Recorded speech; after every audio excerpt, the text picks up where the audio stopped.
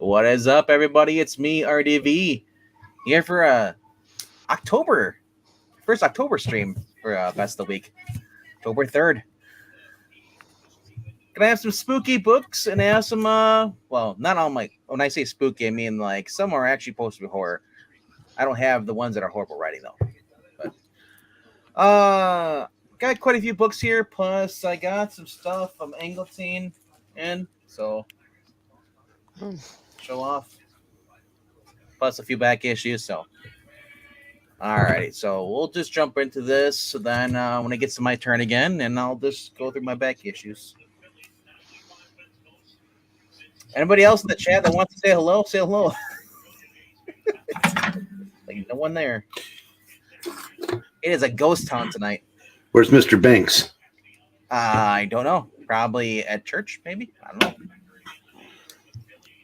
He's been kind of spoiling us by showing up on time lately. He's been tweeting up a storm today. Yep.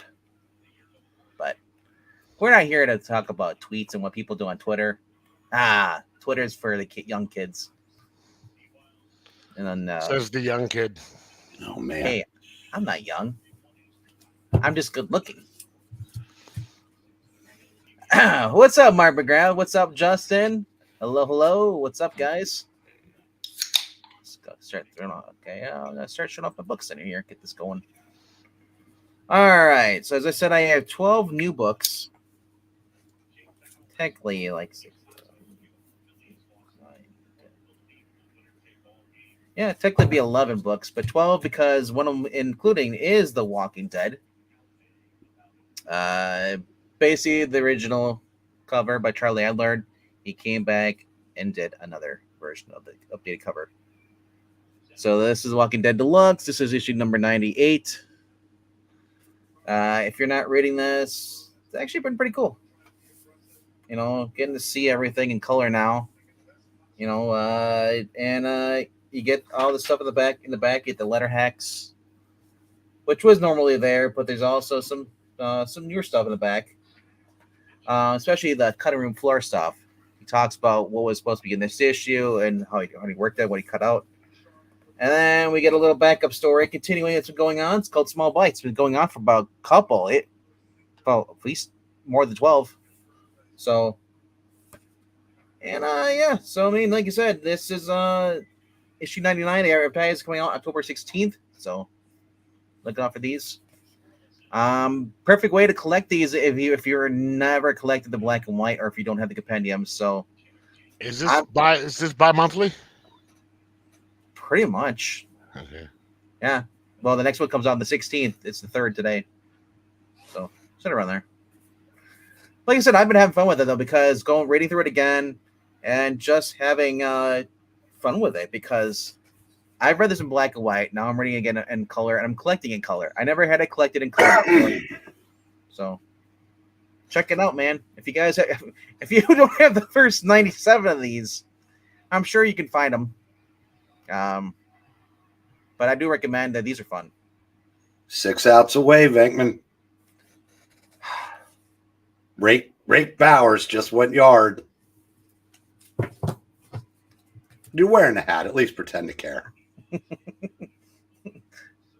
Oh my goodness! Yay!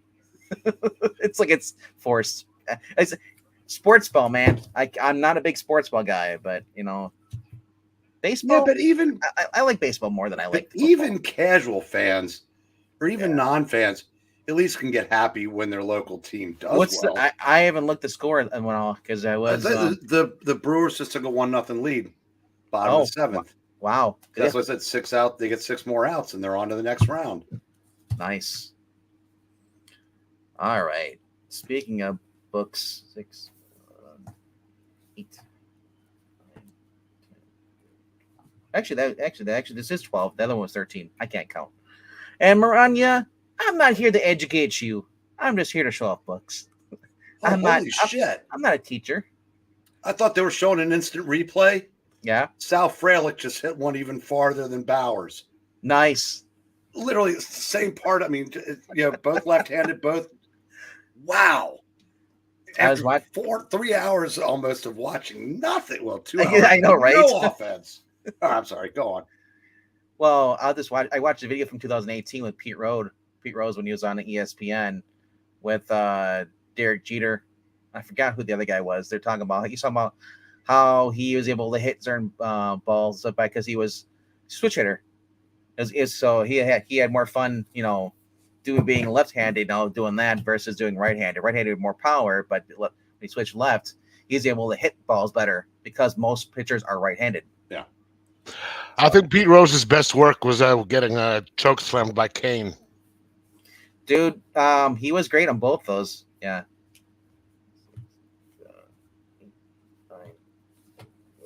So number 12 for this week for me is the bottom of the barrel, and I will not be coming back for the second issue. It is Barbarella. Beautifully drawn. It ain't that bad. The art is pretty good in here. But there is no story other than this guy apparently contacts Earth Guard, whatever, and going on. This is someone who has only never watched the movie, has no idea the franchise. It doesn't even explain to who Barbarella is. It's very vague and everything. There is some tongue in cheek humor. All I know from Barbarella is the past series, basically she was a slut. That's what Diamond turned her into. I don't know if that was what she was in the movie. Didn't watch it. Don't care. So they make a joke of the previous series. Blake Northcott makes fun of the previous writers and saying, we're not going to do this crap. Her sleeping around people. So she's on this world called Venus. Well, it's not the planet Venus you think of. It's from a different galaxy, Planet V. But literally she's talked into, because this world is kind of like Mojo World. She's forced into basically work for this guy for ratings. So it's not even really an original idea. It's kind of like a Mojo kind of sense ripoff. We get introduced to this guy who is like monitoring stuff. He makes a joke about if he stays awake, he gets paid overtime. Paid doubled overtime. But introduced by this other guy. He says this planet where he's from is basically people are going to start. We're fine now, so they start acting crazy. So we got like a hint of the crazy story where people are just fighting in violence. And it cuts back to her, some jokes to her with her talking fox cat thing, and just like I said, there's a shell of a story, but not much of a story. Cute little monsters that turn out to be violent, and they shoot their teeth out at her. And then we're into this other secret agent, the person who has been alerted privately of what's going on in another world where they're going crazy because they don't want the protocol is supposed to announce it to the Earth government, but they don't want to. They want to interrupt fear or whatever. And it's just like I said, it was just kind of like the point where I don't know. I like Blake Northcott. I've read Blake Northcott books on this. I mean, the Grim War is a Grim War Valley High. That was actually a lot better. Which the story she wrote for Catwoman, with Snow Flame, whatever it was, that was better than this. It's not that I hate the IP, it's just that I just didn't care for the story. The story wasn't that great, especially when I end up reading another book after that was 10 times better. I realized why continue to try to see if the second issue is going to be better. Maybe other people have a different opinion. This is not the book's not for me. But number 11 for this week, Vampirella Dark Reflections finale. Lilith, the daughter of Vampirella, basically is working with the head of what's his name? I can't remember. It's Mordecai, I think his name is. What's the guy? The guy was always yeah. And basically, they're going to disrupt this sentient or creature that was created by the Chaos Lords in the world in this variant Earth. Yes, this has to do with the Vampiverse.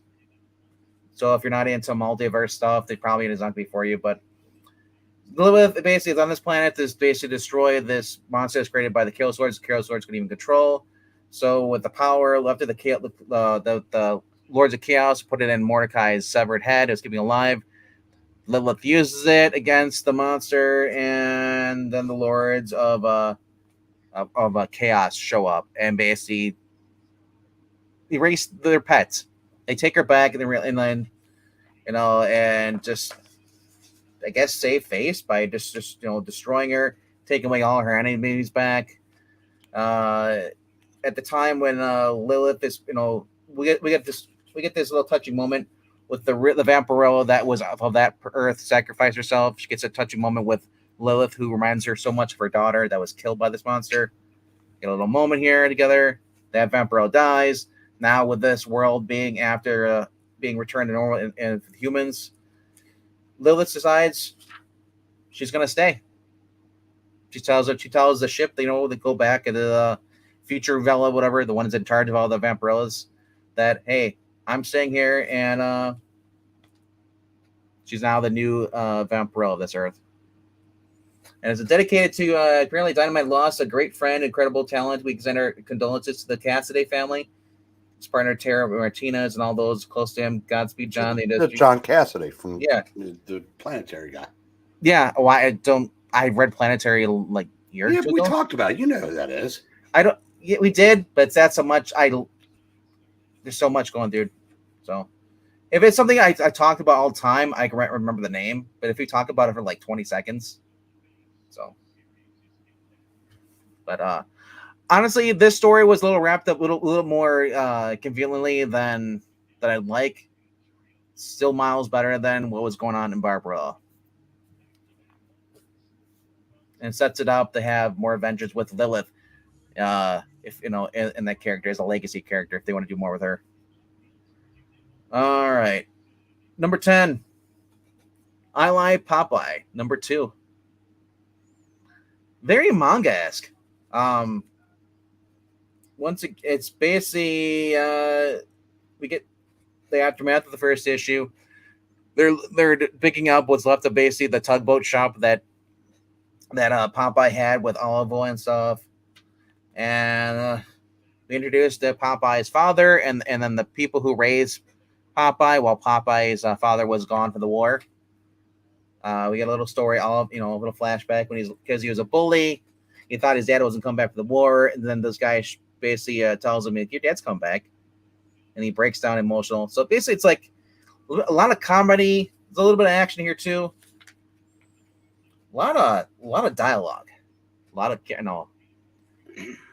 I mean, honestly, I don't know what to think of this. It is. I mean, if you are a fan of the original Popeye series, you may not like this because it is going away from the Popeye stories. It's going more into like a Dragon Ball Z kind of like thing or anime fighting. Basically, this evil witch. We learned about her in the beginning. She was talking to her assistant, how she wants what basically Popeye has. Popeye has the ability to basically conjure up the unknown. He can manipulate reality whenever he punches by eating spinach. So she wants that power. So this is if you've never, I don't think she's ever been in any of the other Popeye stuff, but she's the Sea Hag. What's her name? So she goes undercover, and then she's basically forced to help out Popeye against that monster guy, and who basically wants to steal Popeye's power as well. And it kind of just, gets a little bit like I said, the drawings are pretty cool.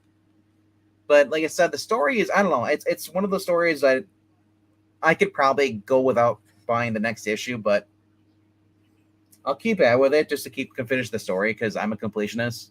I think there's only like 5 issues, but yeah. All right. Number 9 for this week is My Adventures with Superman. With the Amazor robot, we're learning more about its origin history. We got Cadmus, the former reigns of Cadmus, but we also got Bloodsport and Task Force X run by Amanda Waller. Want this robot back. Meanwhile, Lois and his parents, and then Jimmy. Yes, Jimmy's black in this. I don't know why. I mean, it's based on the cartoon series. We all know why they race swapped it, just the diversity stuff. But it actually wasn't that bad of a book.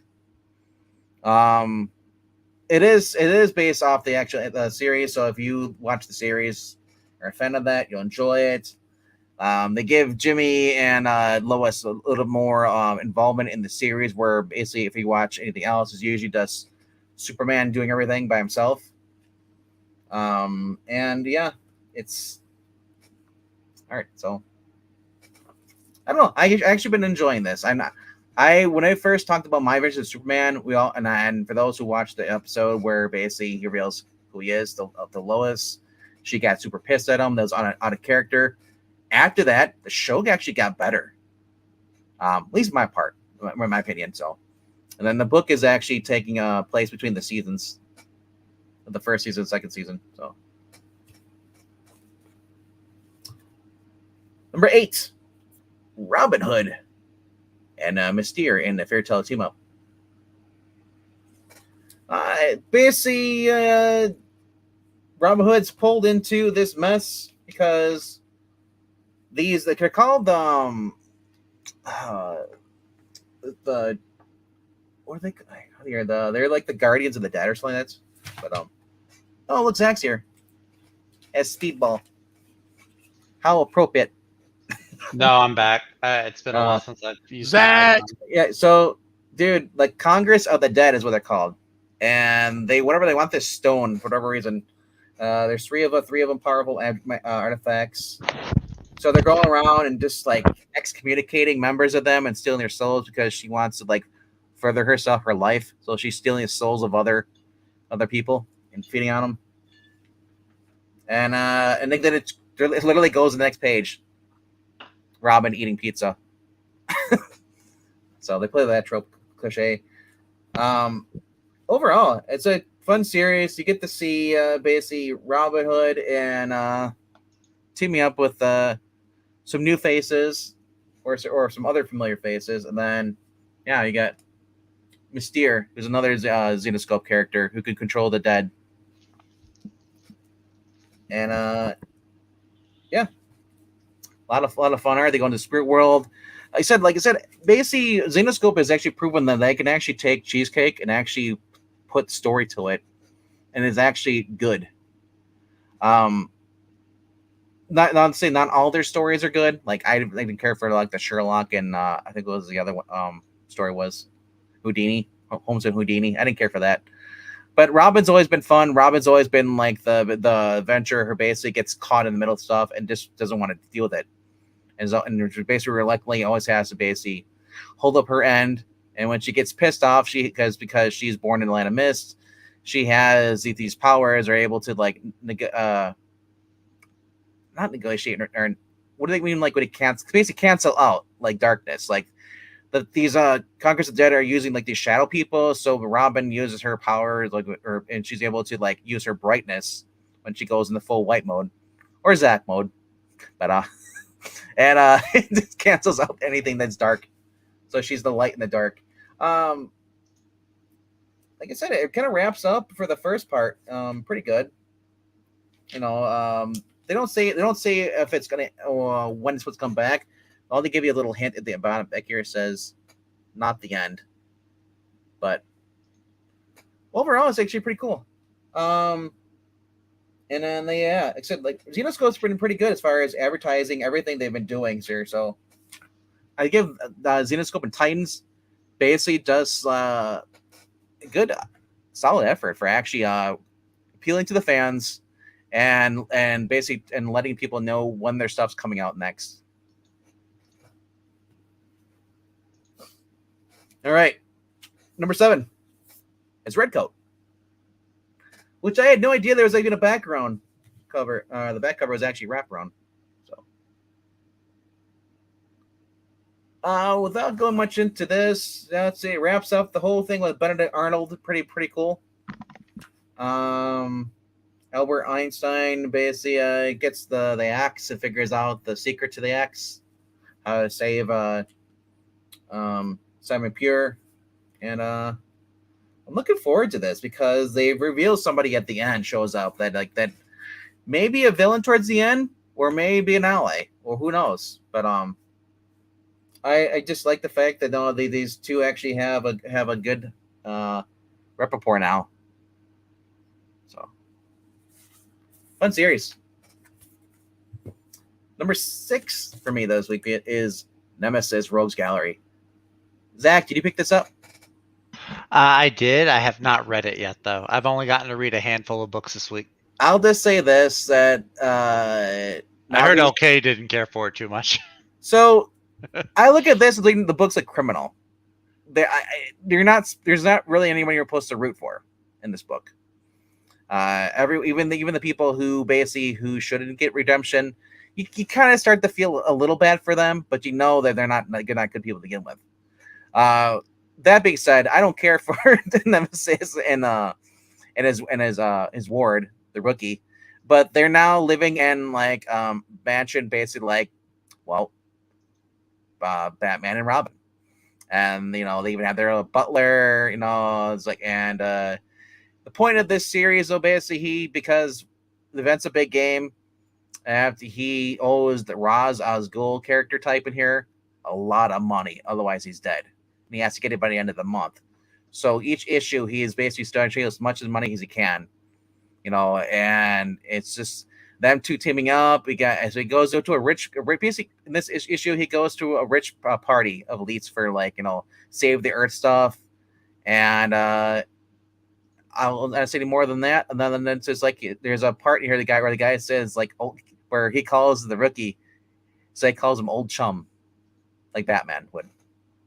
So like I said, I thought those were kind of funny, but art is done pretty well, and I'm looking forward to see what's going to happen because some people make some mistakes in here, and Nemesis shows up, and it's just kind of awkward, and there's going to be a lot of death soon. I'm guessing that Mark did that because of all the people that said that Nemesis was Batman as a criminal. Yeah. Yep. I think that's his just little thumb in his nose at that. Yep.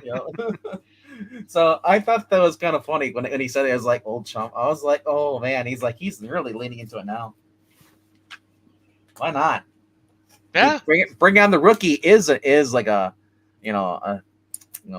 not basically telling him, hey, you wanted me to be Batman? So sure. All right, number 5 for this week is Get Fury, the last stand of Frank Castle and Nick Fury. Very, very fun book. Just overall, it's like I have mixed feelings on this and I will not go too much into it because I know Breen, you read it too. But when we get to your turn, I'll ask you how you feel about certain things. But basically, they're stuck at Nick Fury and Frank Castle and Nick Fury's old lady and his illegitimate daughter are at the rendezvous to get picked up to go back to the United States when they come across these group of Marines that start opening fire on them. And let's just say that's not everybody makes it out, but meanwhile, there's a lot of limbs, a lot of blood, a lot of bullets. Towards the end, you kind of get some transcripts, debriefing transcripts stuff, which I thought was kind of interesting. But then again, it makes sense. It's like a Vietnam CIA thing, so there's going to have transcripts, conversations. Yeah. If you like Nick Fury, you like this Castle, it's really cool. And in the book, because I told you there would be a Punisher in there, you just wouldn't see it there. He puts him in the Punisher uniform at the end. Yep, that's Old Man Punisher and JJJ. Yeah, I know, isn't it? Look at that. He's the pirate, JJJ. But that's what he's always drawn whenever Jason Burrow draws him. He always looks like Jameson with the hair like that. But overall, I thought it was a really decent book. And, yeah. Very fun. All right. Number 4, Wolverine Deep Cup finale. I guess this takes place right before 251. and right before right after 249. So it's kind of like right in mixed in with 250. That makes sense. Well, it basically, for those who remember, the last time I talked about this, basically, this is part 4. They're in the orphanage where Scott Summers grew up, where he said he hated it and he just never liked the people there. Well, it turns out there's Sinister had a facility down there. He was cloning the staff and keeping clones of other mutants, and he used them for spare parts whenever he wanted to, for abilities and stuff. Wolverine came across it, and he killed the original Marauders. But then only find out that the real Marauders were actually in these stasis tubes. Now they're out, and Sabretooth kind of plays around with them and just tells them, he basically says, like, dude, he just killed your copies. You think you're gonna fare any better? You bet, you know. He ends up just basically pushing Wolverine into the group there, and Wolverine just humiliates all of them using their own momentum, size, throw them into each other. And these are their own powers together. And then you get what I call is Wolverine origin story. That's what I call it. Because Sinister shows up with a big freaking gun, and we get, Wolverine and Sabretooth teaming up against Sinister. Literally, I felt like I caught flashbacks to to the Wolverine Origins movie, Hugh Jackman and Liev Schreiber, where they're both jumping. The whole time, Sabretooth is like, I don't give a shit about this guy, but this guy pissed me off. He kept me in a chamber locked up, and tried to, he's gonna use me as for dissecting. Hell no. So Wolverine and basically does what he says. What he explains what he does isn't very nice, and he doesn't, and he just stabs the shit out of Sinister. Of course, we all know whenever Sinister shows up, he's never the real Sinister. That's always been one of the cop outs. But at the end, Wolverine, after basically taking his aggression out on them, goes, frees all the people, lets them calls authorities, and he levels the building, pretty much destroys it, because he talks about how Scott hated this place, so might as well do him a favor without. And then at the end, he's like, I Sinister, I know you're there, so I'm gonna leave this clone here. This is a message. Don't fuck around with me. Right now, I'm willing to kill anything until I go back to the X-Men. I might be a much softer Wolverine that you're expected to, but right now, I'm pissed the hell off. And then it ends up with him going into Australia, the Outback, and ends with these guys, the Reavers. So, like I said, I've never read the stories that these are kind of tying into. So, as I read more into the 80s X-Men, it's kind of nice to see these little side stories in between the ones that they're talking about. So, or little endings, I guess, or filling the gaps that he's doing.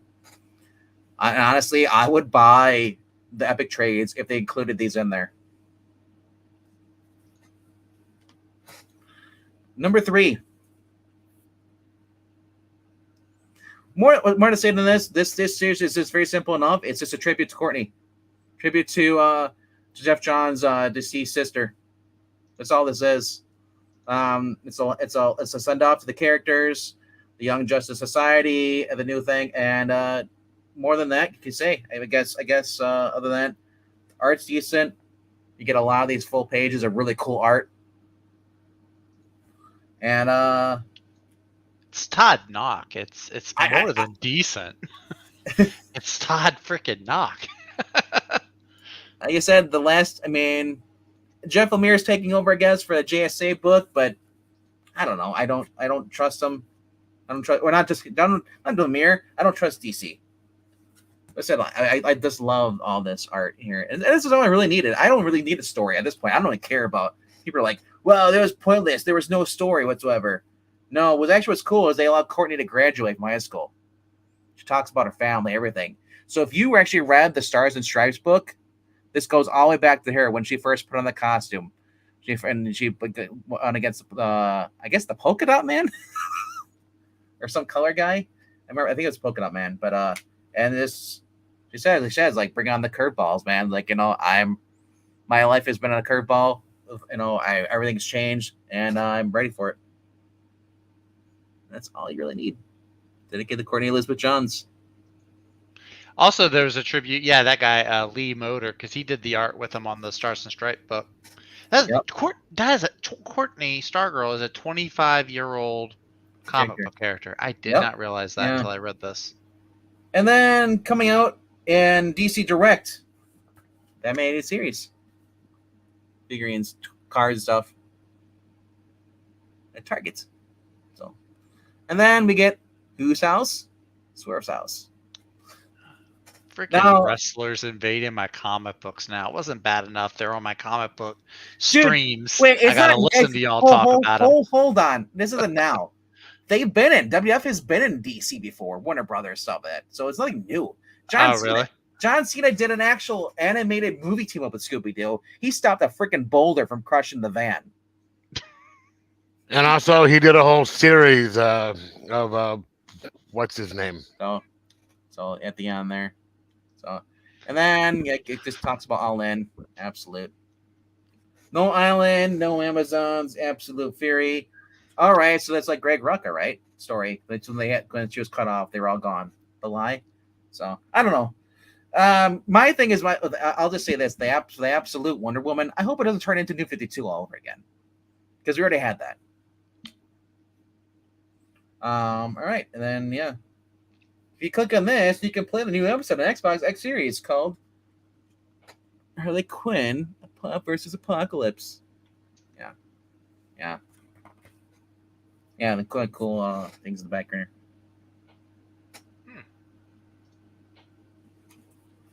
All right, number 2, Hyde Street. Holy crap! I bought this and I was like, I don't really want to read it, but then I read it, and this is probably better than anything I've read in a very, very long time. And Jeff Johns just nails this. You get to learn about Mr. X-Rays, get to learn about the little Boy Scout kid, and both are just freaking amazing. And I'm looking forward to more of this. This is probably, and there's even a scene here where the kid's reading a Junkyard Joe comic. So, but overall, the damn monkey is more important than you think he is. That's on the cover. He haunts Mr. X-Rays because he fell out a 14th floor window. And was killed instantly. So he's just there he just basically haunts him on Hyde Street.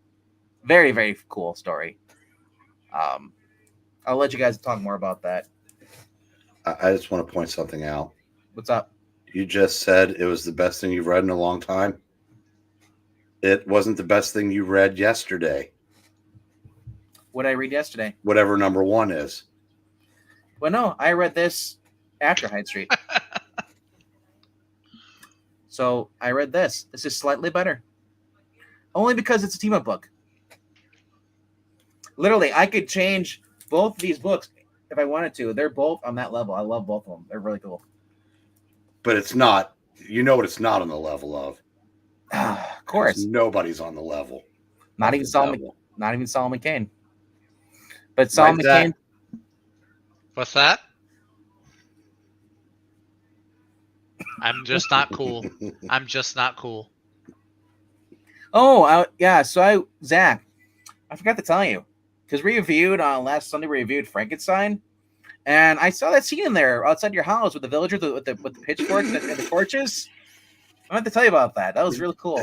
Excuse me, Dr. Frankenstein. Could you tell me where the Richmond estate is? It is that way. Hi, Zach. Hi, guys. I'm so glad I decided to be here tonight. We are too. we missed you, old Jericho. and friend. Hi, guys. Old chum. So we get a team up of everybody here. I say that this isn't normally. I normally don't read a lot of team up books. I don't think I've ever read a team up book with Conan before, and I don't. I'm including the Savage Avengers. I didn't read that, but this Conan. I know, right? Yes, that was Jim Zub, but it wasn't Conan. No, that was Marvel. It wasn't even Jim Zub. No, Jim Zub was the writer. No, yeah, Yeah, but he writes a much better Conan away from Yes. Marvel. Oh yes. No. That's what I'm. That that's was what I'm getting that to, was yeah. Jim Zub being told what to write by Marvel. Yes. Titan doesn't tell Jim Zub what to write. Jim Zub just Correct. writes. Jim, can you fem it up? So basically, one of the guys came. They're all different times, all different time periods. They all saw this guy who had also been marked because they're having the Great Wild Hunt. I guess that's what's going on in this. And this guy who's already been killed tells them you're all marked for death. And at the end of this, you guys guess after the guy disappears, you see this giant beast coming through, and it's hunting all of them. Eventually, they all get sucked through a portal, and they end up basically back where Conan is. But what's really cool about it is if you read Zach, have you been reading the original, the Black Stone?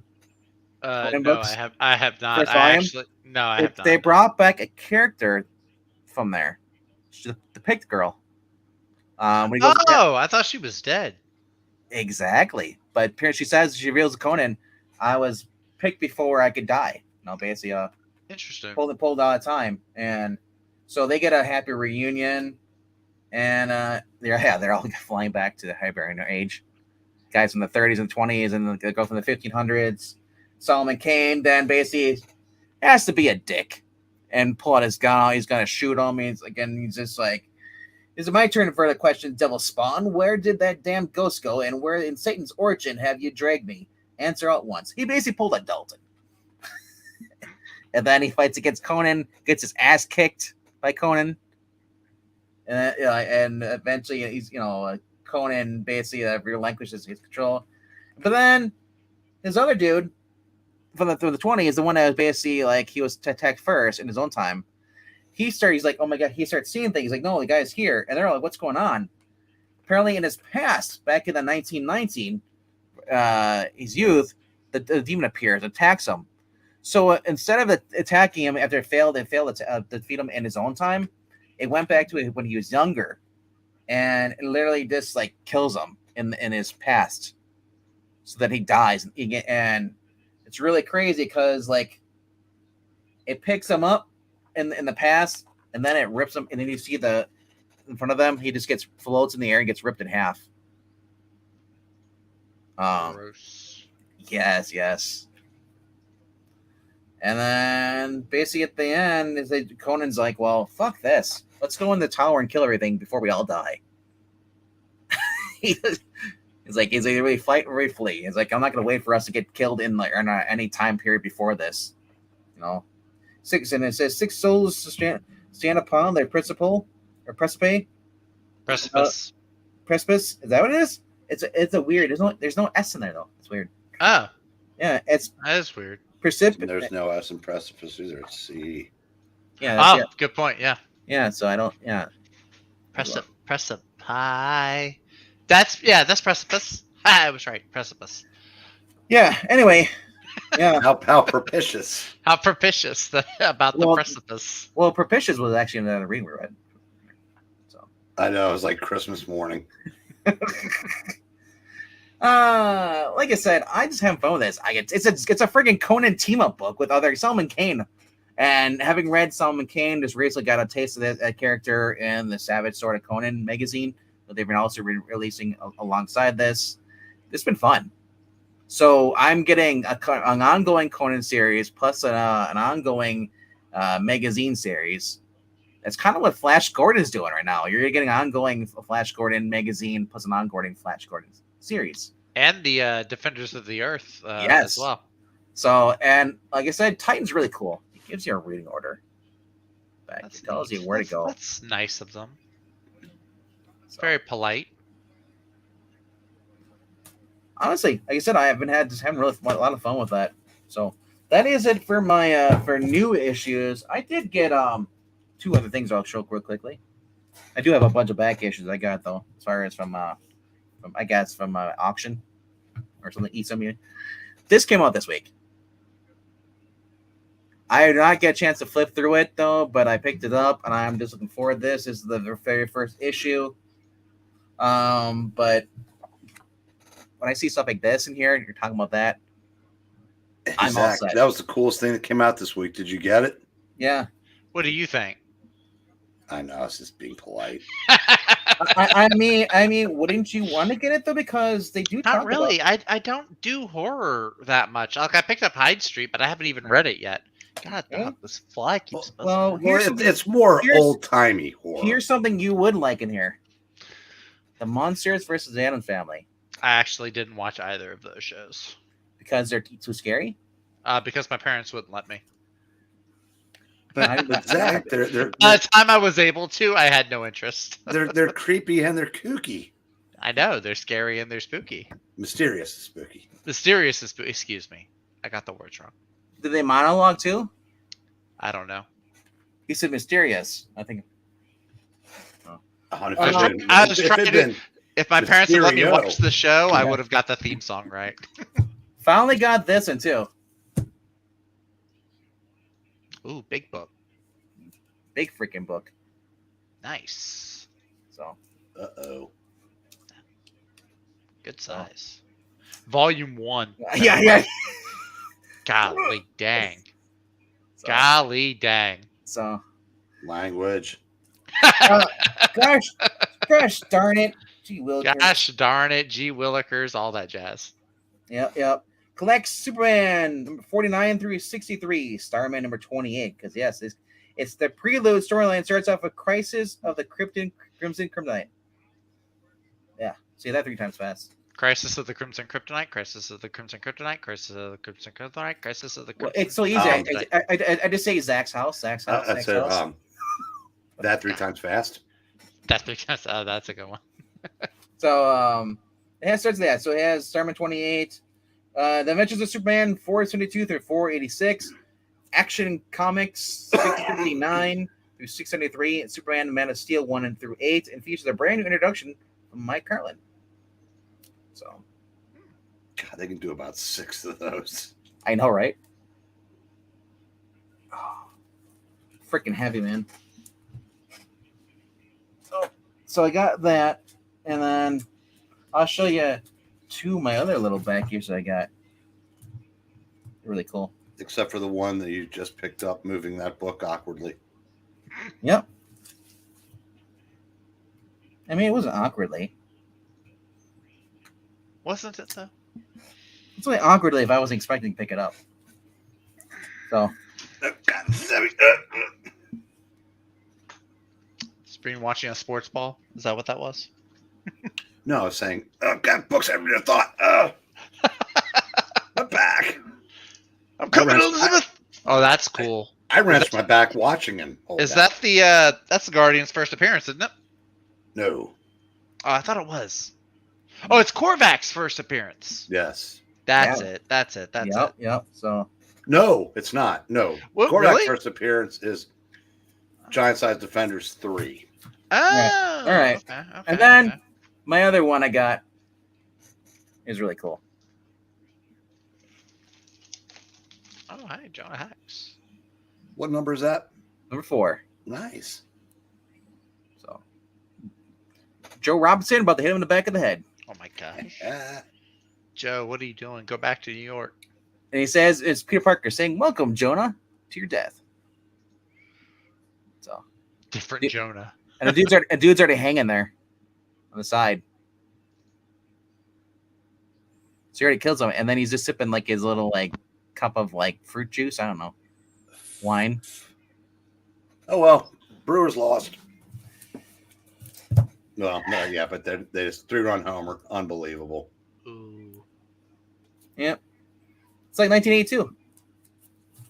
Well, pick a year. The Brewers have been abysmal in postseason. So I'll let you guys go next. Then when you guys are done, I will. I got some stuff in books. I got to show off. So Jeffrey, well, there he is. There he is. you're up. Alrighty, I've got 8. Plus about 3 things I got in the mail. Only Nice. 2 of which I have here. The other one's out in the car. Okay, so number 8. Get Fury. The only thing I didn't like about it which you touched already, was the going back and forth between the art, the visual, and then the file. I mean, which is kind of cool, but it was also do one or the other. But yeah, maybe I just wasn't in the mood when I read it.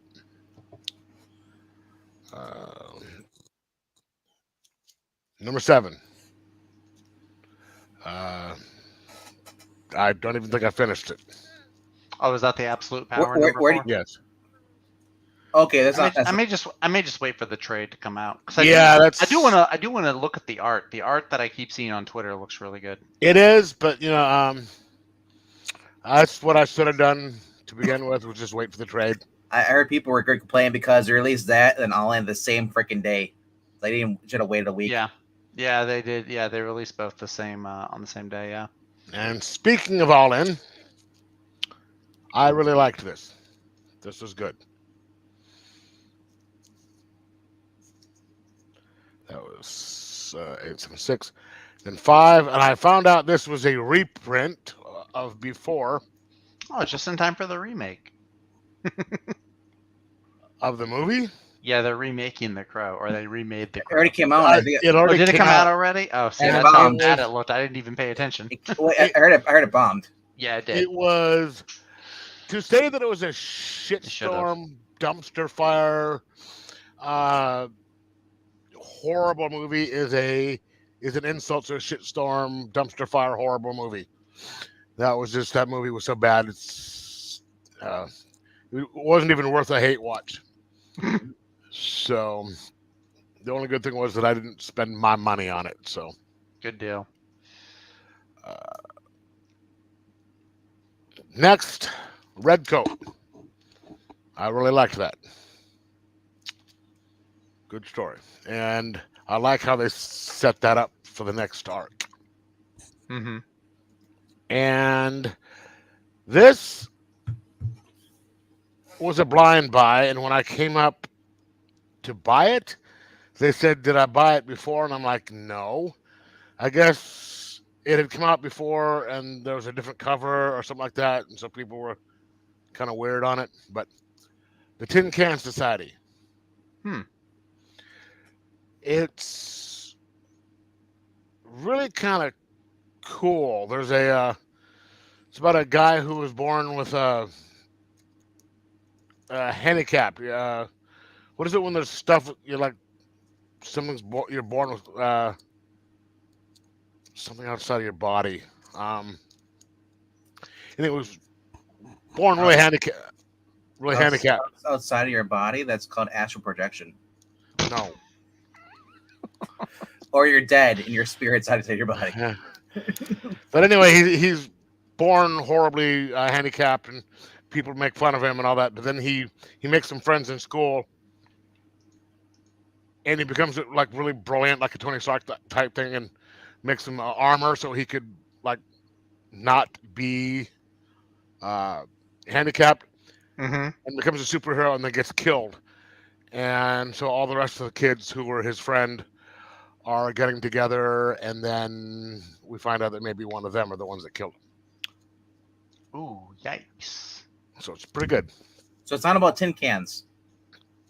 No, Doesn't sound like there is a reference because he one of the things he could only his parents would let him eat like soft food.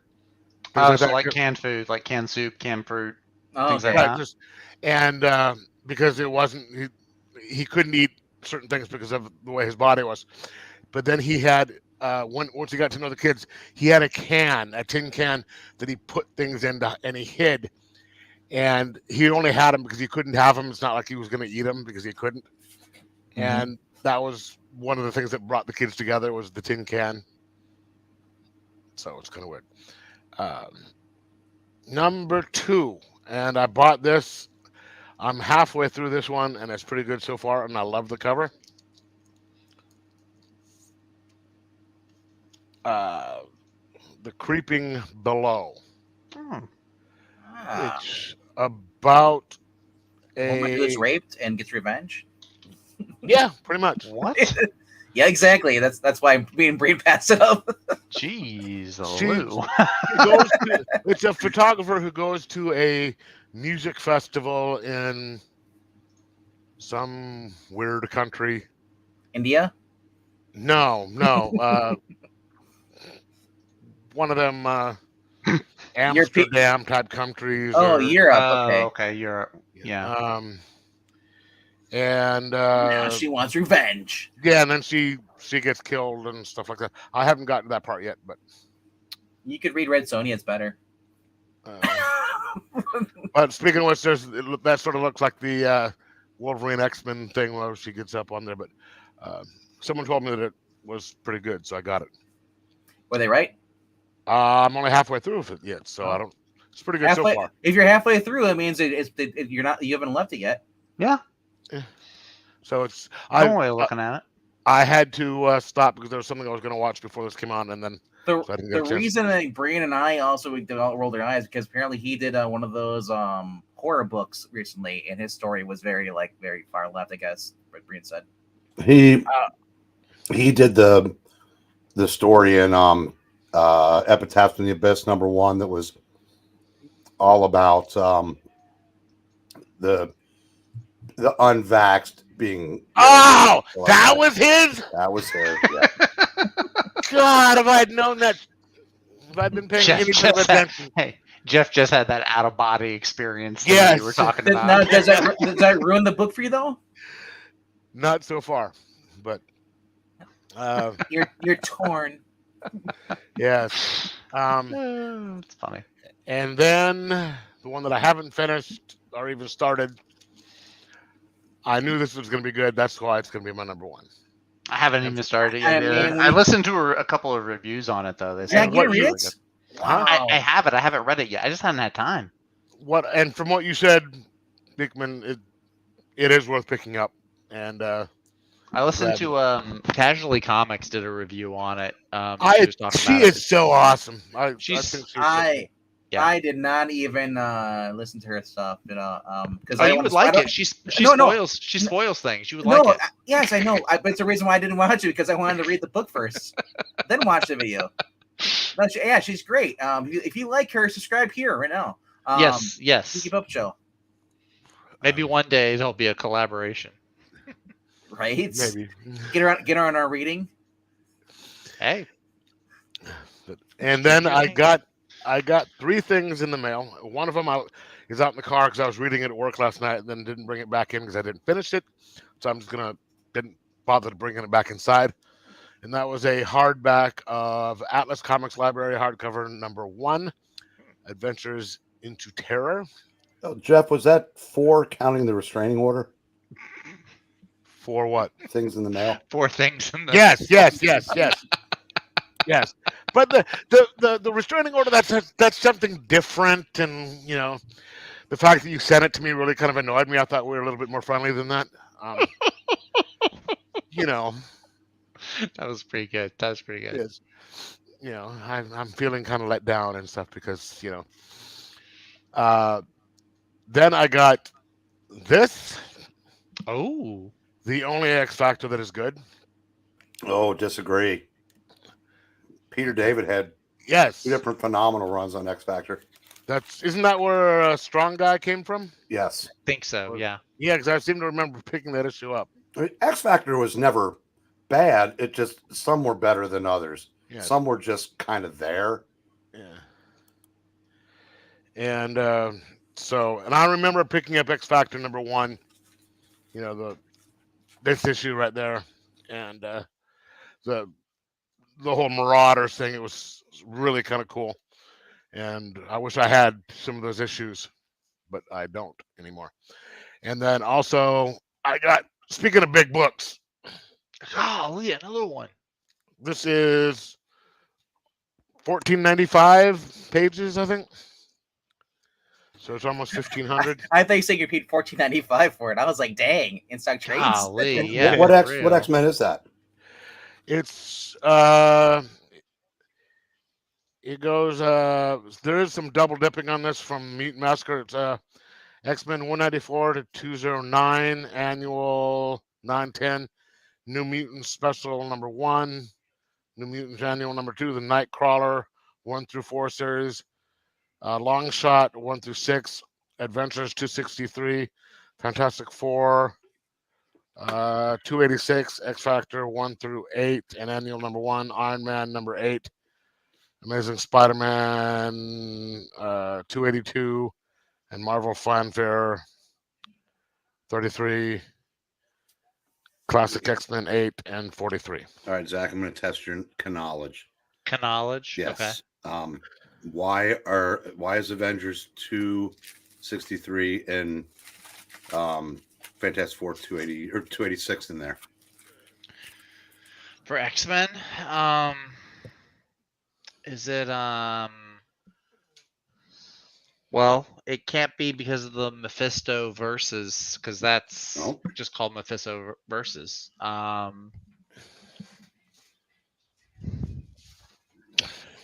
Does it have anything to do with? Is it the original 5? Does it have to do with the original 5? It's you're half right. It's the storyline that brings back Jean Grey. Oh, okay. Which is also original why 5. it's in here. Okay. There is, like I said, there is some double dipping. So what I have all the stuff now where you have the prelude, then it goes to Mutant Massacre, and then this takes place between Mutant Massacre and then Fall. So you put prelude, Massacre, X Factor number 1, and then Fall of the Mutants. That's why I got these two, is to have that whole reading order. There isn't a bad page in that one. That's a fantastic collection. Yes, and so I'm just, I was just, yes, that's how those, and I've got a couple of other things coming in the mail that, since I got our free money from the state today, I ordered a bunch of stuff. Free money. The dividend. Was it more than $750? Because that's all I got in North Carolina, right? Apparently. Yeah, right. 750. Yeah. Yes, and I got to keep my apartment too. So, I mean, they give you more if you had a lithium deposit.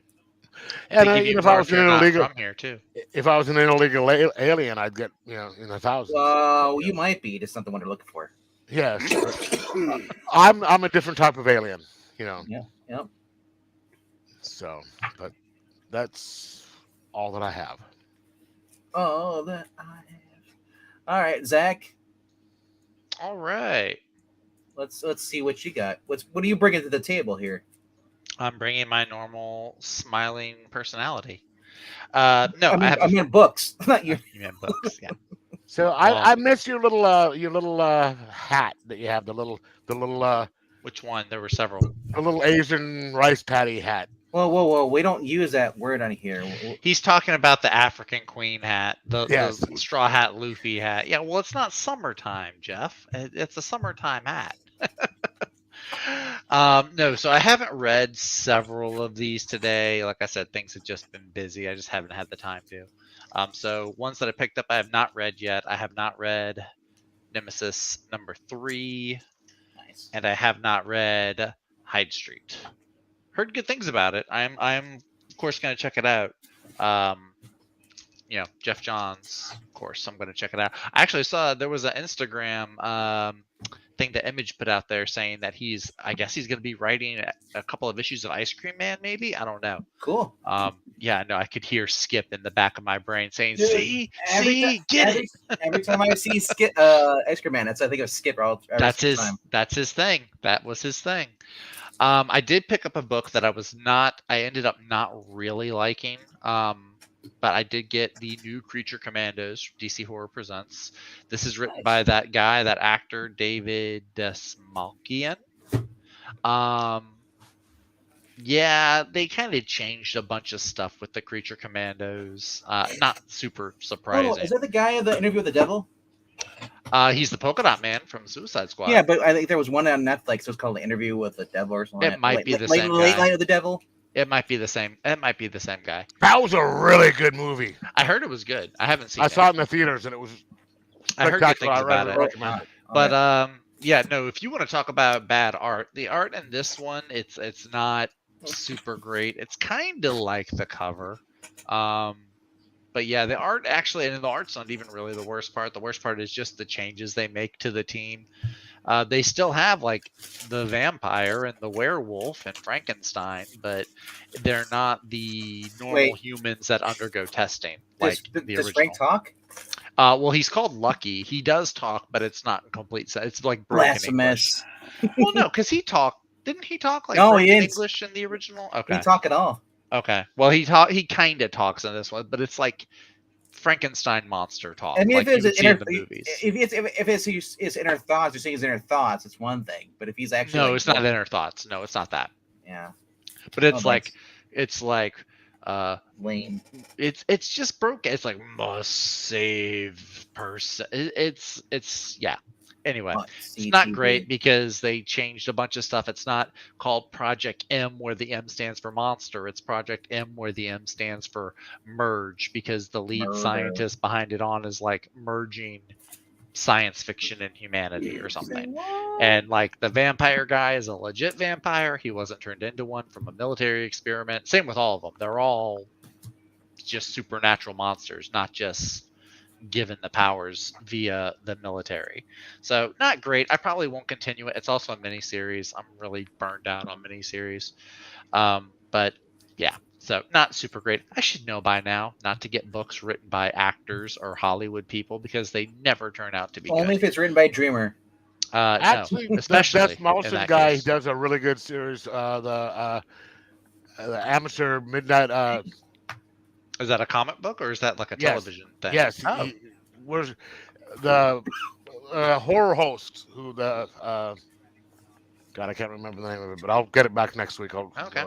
But After that, I picked up Free Agents. I think I'm going to be dropping this one. I think I'll probably be dropping this and Blood Squad 7 pretty soon. Not because it's necessarily bad, just because my budget is kind of I'm trying to watch it more, and this just isn't quite as good. I think if you like Radiant Black and if you like the superheroes that Image puts out, I think you'll probably enjoy this. This one is not so much Radiant Black versus the Free Agents. It's more of a team up.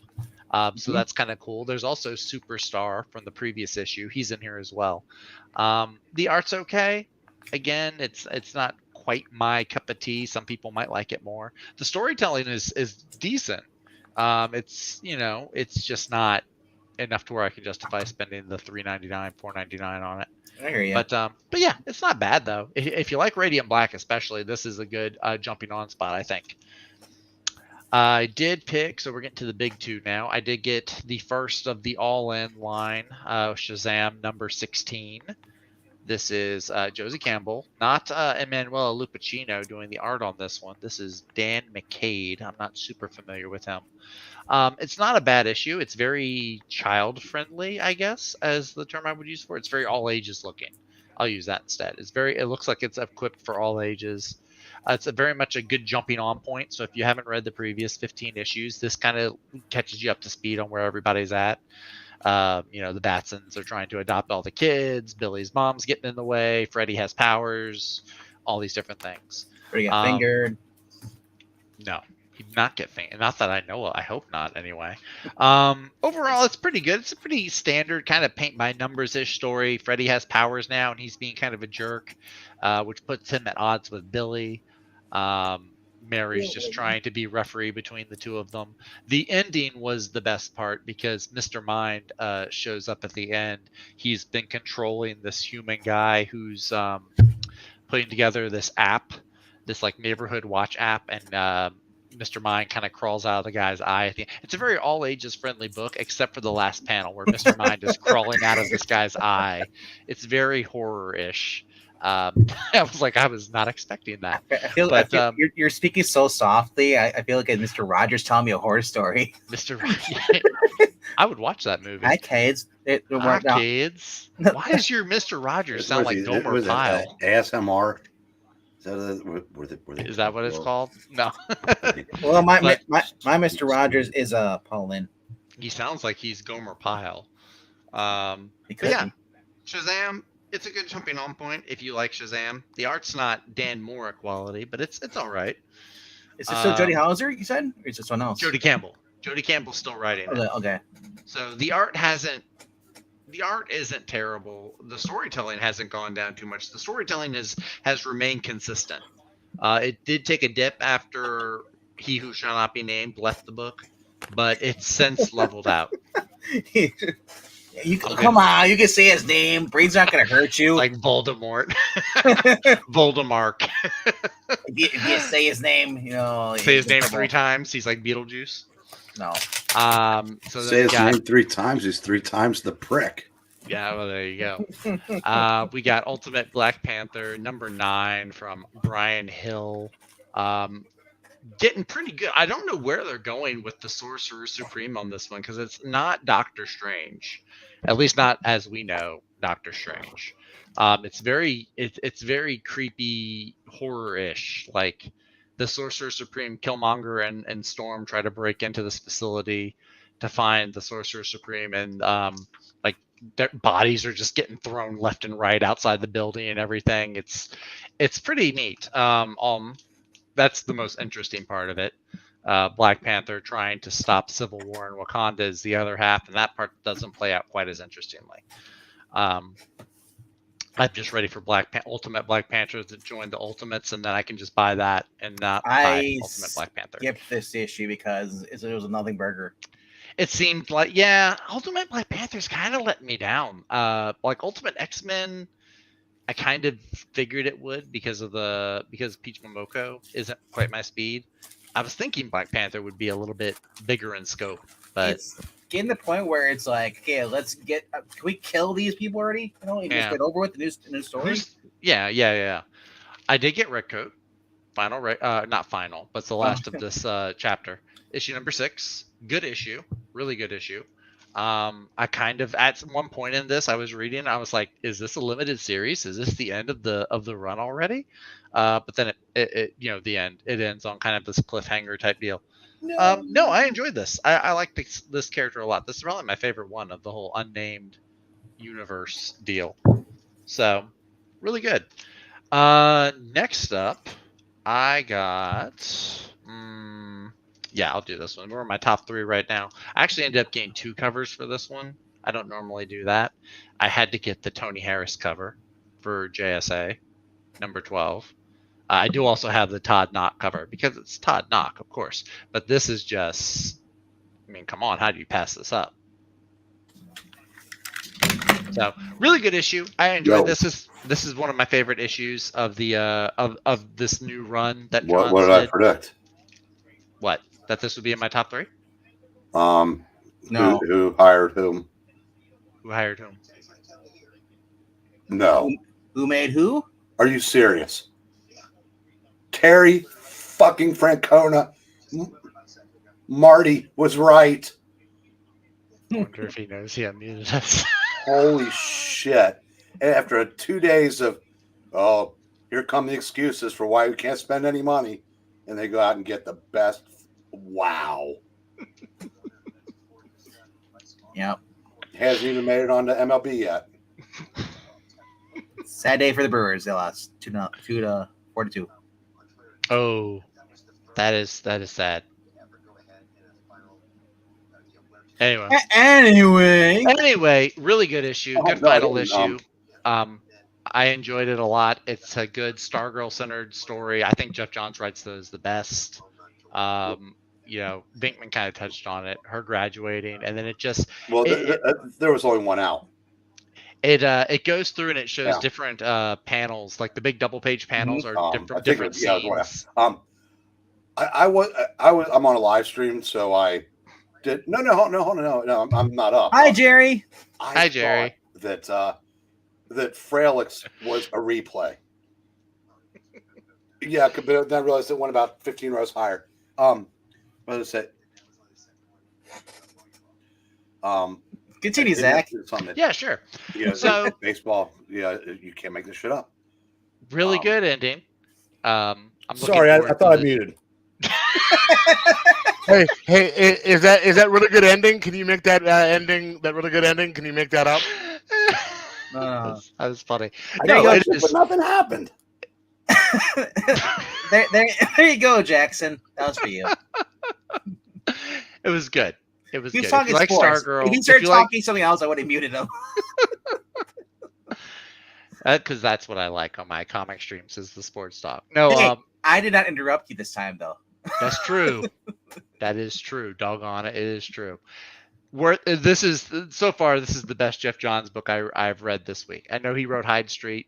This has the nice, because whenever he writes Stargirl, he's obviously writing it in honor of his sister. There's a sentimental bit there. I like there's a whole family dynamic, her calling Pat her dad and everything. I was like, that kind of got me in the They feels. finally aged the character up because otherwise she's always been a teaser. Yes. Well, so like I thought at first, I thought maybe I'm crazy, but I went back, I flipped through the Johns original run. So when Jeff Johns comes off of the JSA run that he wrote that he's famous for, that ended on a Stargirl centered issue. It's like when she was supposed to get her braces taken off. Yep. This also ends on so it's a nice little symmetry. And they recap it in this issue, her getting her braces off. They do. It's a nice little symmetry. I enjoy that. And I also like the different panels that show the different big fights and stories and stuff. I will say this, so really you nice. talking really quiet sounds like you're like, are you sick or something right now? No, so I have a roommate that I'm sharing my house with for the next week and a half or so. Really? He's in the next room. Yeah. So I I'm just trying to be respectful. What happened to Lizzie? Well, she doesn't live here. And her name's not Lizzie. Yeah, her name's not Lizzie either. It's Izzy. Whatever. It's the same. I can't even mute my microphone, and I knew that. Well, This book, y'all. This book does not deserve to be as good as it is, but doggone it, this is a blast.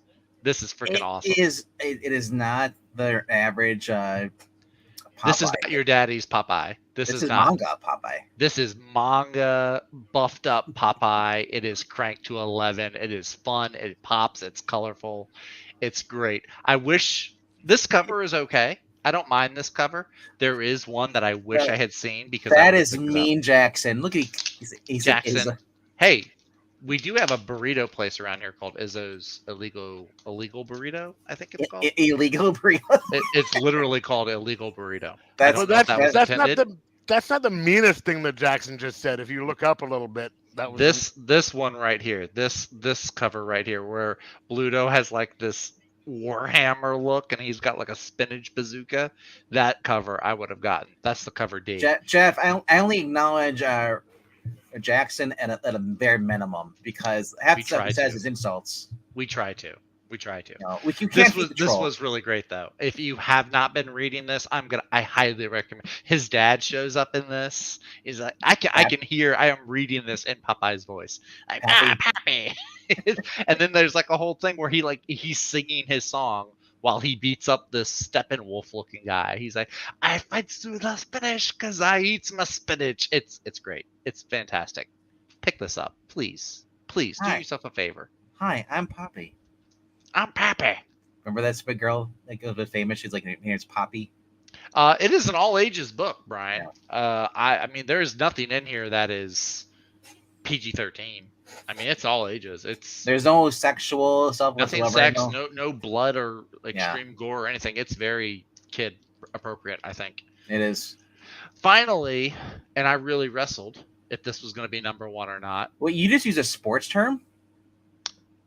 God dang, I used a wrestling term on top of it. This was just a great book.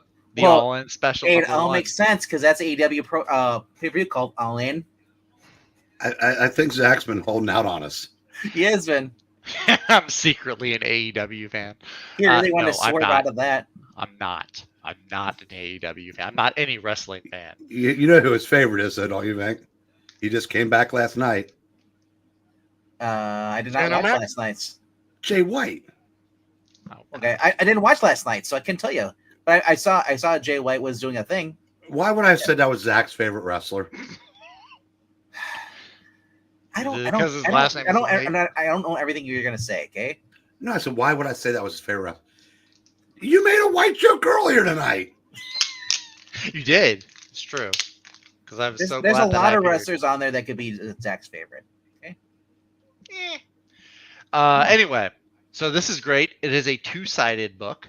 So you get double, and it's thick too. It's a thick book. It's really great. So the first half focuses on things from the Justice League's perspective. with good It art. shows the new watchtower being built. Yes, the art on the first half, I think it's Daniel Sam. It is. It's Daniel Sampier.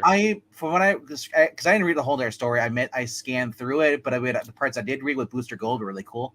The Booster Gold part. Well, Booster Gold is like the person that you're reading the story. He's like your viewpoint.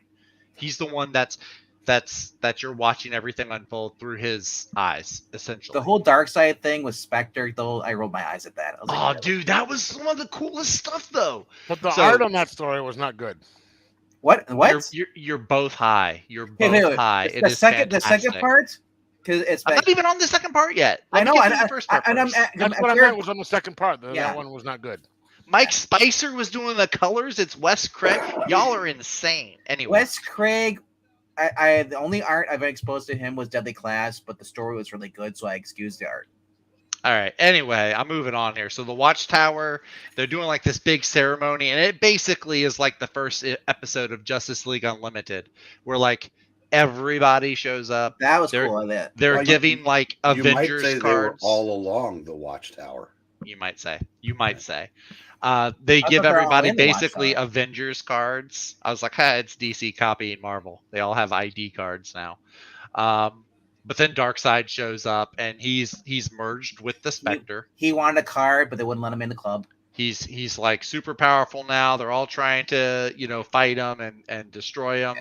And they end up doing something to him. He ends up doing something. I think this is what creates the absolute universe. Mhm.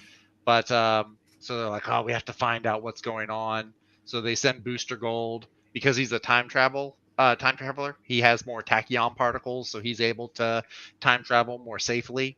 I think that's the logic that they give here. Tachyon. I heard that in Flash and Arrowverse. I did not think I'd ever hear that again. Yeah. Well, so they bring him back, and he goes into the future, and he goes into a corrupted future where Darkseid. This is Dan Mora. He does the center page. Yeah. Dan Mora. This is beautiful, by the way. Darkseid has corrupted the Legion of Superheroes, and so they Yeah, so attack Dan- Booster Gold. Dan Moore Yeah, only does the that's splash Ultimate page. He doesn't do the actual other pages. No. Daniel Sampier. Oh, okay. What's He's Sampier, doing okay. He's the Wonder Woman artist they have. Yeah, right now. yeah, that was beautiful art. Yeah, it is. It is beautiful art. And then you flip over and you get the Omega. So the first story is called Alpha and the last one's called Omega because it's Darkseid with his Omega beams. And it is a simpler, I mean, it's a very different art style. I would argue it's almost Chris Samney-ish in some ways. Maybe Darwin Cook-ish It in was some what, ways. $5 for 40 pages. Yeah, it's a pretty good deal. It's really cool. Darkseid like straight up kills his son so that he can feed blood to this machine. He calls it his miracle machine because it grants a wish. And then basically Darkseid just goes on a rampage. He goes to hell and is like fighting through demons and trying to deal with Trigon and these other hellish figures, trying to find the Spectre. He goes up to heaven. He fights Zariel, which I haven't seen Zariel in a book in a long, long time. And then he goes and he ends up on the dark side of the moon, actually. He fights Eclipse. Really? What do you mean? Pink Floyd joke. It's literally called the dark side. The dark side of the moon existed before Pink Floyd. So basically, yeah, he bonds Actually, that's with the false, Spectre. bro. I looked up on Wikipedia. That is false. Look at this. This is like some Darwin Cook looking stuff. Like this just is fantastic, I think. So this shows him attacking the Watchtower from Darkseid's point of view. So yeah, I thought this was great. It shows the ultimate, not the ultimate, the absolute universe. You get a little tease here of absolute Batman, absolute Superman. I don't know. I got really excited reading this. I know that it's really good because it's Josh Williamson and Scott Snyder, and not every book is going to be written by those two, but I had a blast reading this book, though. There's the fun, obviously, there's the fun Booster Gold stuff, but then Booster Gold, like, all of a sudden, he goes from, like, the funny guy to, like, really mature, like, this is my time, this is why I'm here, things like that. It was really cool. It's a good setup, and I would like to say that I'm hopeful that DC will follow through on this setup and that it will be really good.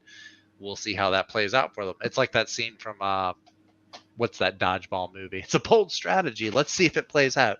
But I enjoyed it a lot. I think it's a good value too. It's like 40 pages, something odd. It's a huge book for $5. So I think it's all, on top of everything else, it's also a good deal. But other than that, that is all I have for this week.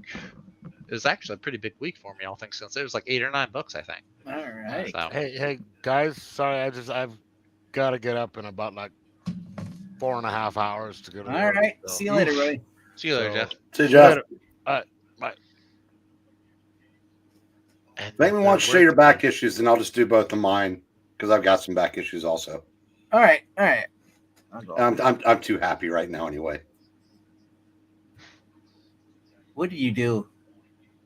You didn't hear me when I didn't mute my mic?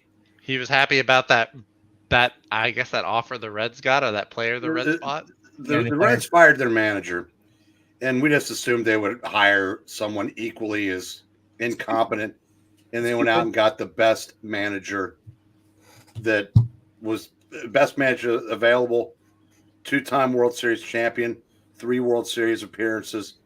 The Reds, it was so un-Reds like, I still can't believe it. While you're talking that, I was more distraught at the fact that the Brewers lost. Yeah, that sucked. Yeah. Picked up this today. Oh, Got shut off. Darwin Cook and Ed Brubaker, you madman.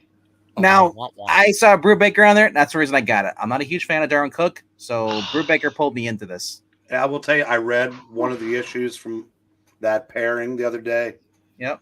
It didn't. I'm with you on. I like Darwin Cook. We talked about this. Zach, we both kind of like him on special events, not like on monthly titles. Yeah. But it didn't bother me one scintilla. No, You'll enjoy that, Bang. I would love to read a regular series from Darwin Cook if he was still around. So this collects Catman Woman 1 through 9. Selena's big score. Got that. I also got stuff. I got more stuff in from Breen. Showed up. So, Zach, it's time That's for my you name. to educate yourself on some things. All right. MK, that's good. I didn't get that. Dark Side of the Moon. That's pretty funny. Yeah. I know this show. I know what the Man from Uncle is. Yeah. What's his name? Dave McCullum from NCIS was on that. That was the other show that he's big. You know, We don't bring up NCIS. We're talking about Man Buncle. I love NCIS. This is from the collection of that guy who was a recluse, and his caregiver found him like 15 days after he died. Oh wow. And for some reason, Did he had so many books as some of them were stuck together. Is Yeah. that mud or blood splatter on his face? Gotta No, be mud. he's going to cover it. And yeah, when you go Okay, to it's face paint. Okay, it looked like blood splatter. I was like, that can't be. I think you're talking about the book. Is that blood spot on there? Well, they, Like, 1960 television. You can't have blood splatter. What? yeah. Here's number 4. Are these digest books? Yeah, little digest books. Nice. They're novels. I mean, they're They're not. novels, but They're I mean, not comics. Yeah. No. They're so yellow that it's like all of those kind of books had like a formula, and they had to come in at about 100, between 140 and 160 pages. Wow. So they take about a day and a half to read. Yeah. actually run out of dime. It's 159 actually. Wow. The last page is basically tells you which ways you can go for in order books. Nice. RSH. That's the guy's name. So thank you, RSH. Yeah. The Diving Dames affair. They're a little bit rough, but they're kind of cool to have though. Yeah, definitely. God, 20 years ago now. Wow.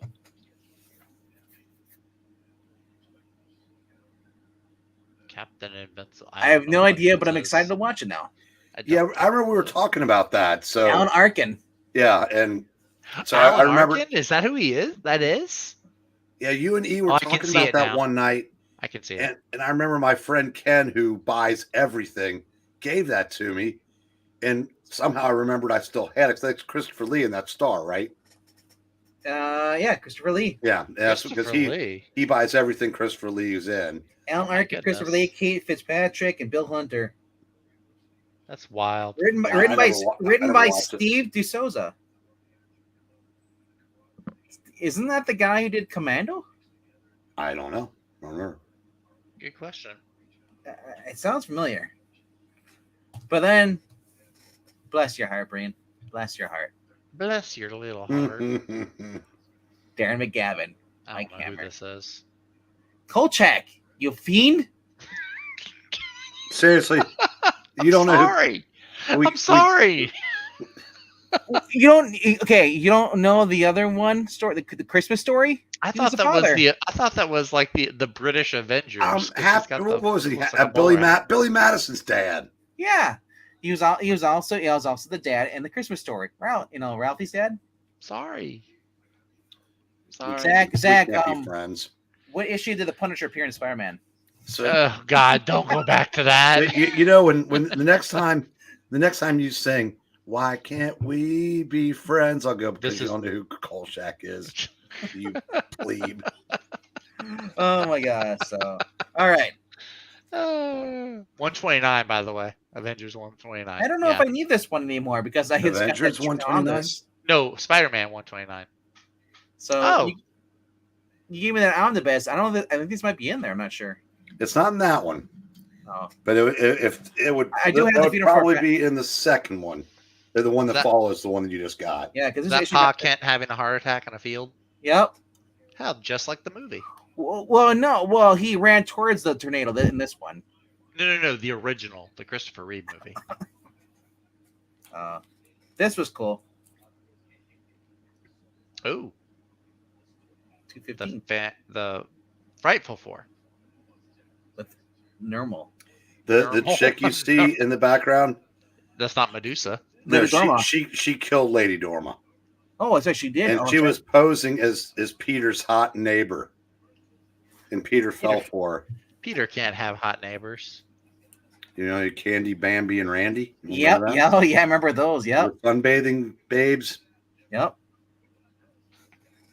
All right. Then it goes to Steel Ooh, that's a cool cover. for the May series.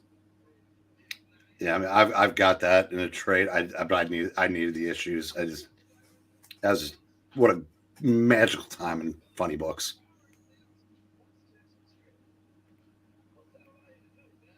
And Zach's not even paying attention because sorry. he's that uncool.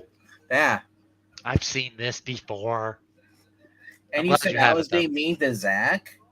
What? He You're was. always You mean are- to Zach. Jackson's not always mean to me. Jackson and I have a somewhat symbiotic relationship. Somewhat. That's neat. Yep. Not as cool as this one though. This has always been one of my favorite covers. What's that? All the gravestones. Oh, the Phantom Stranger? Yep, all the gravestones. That is interesting.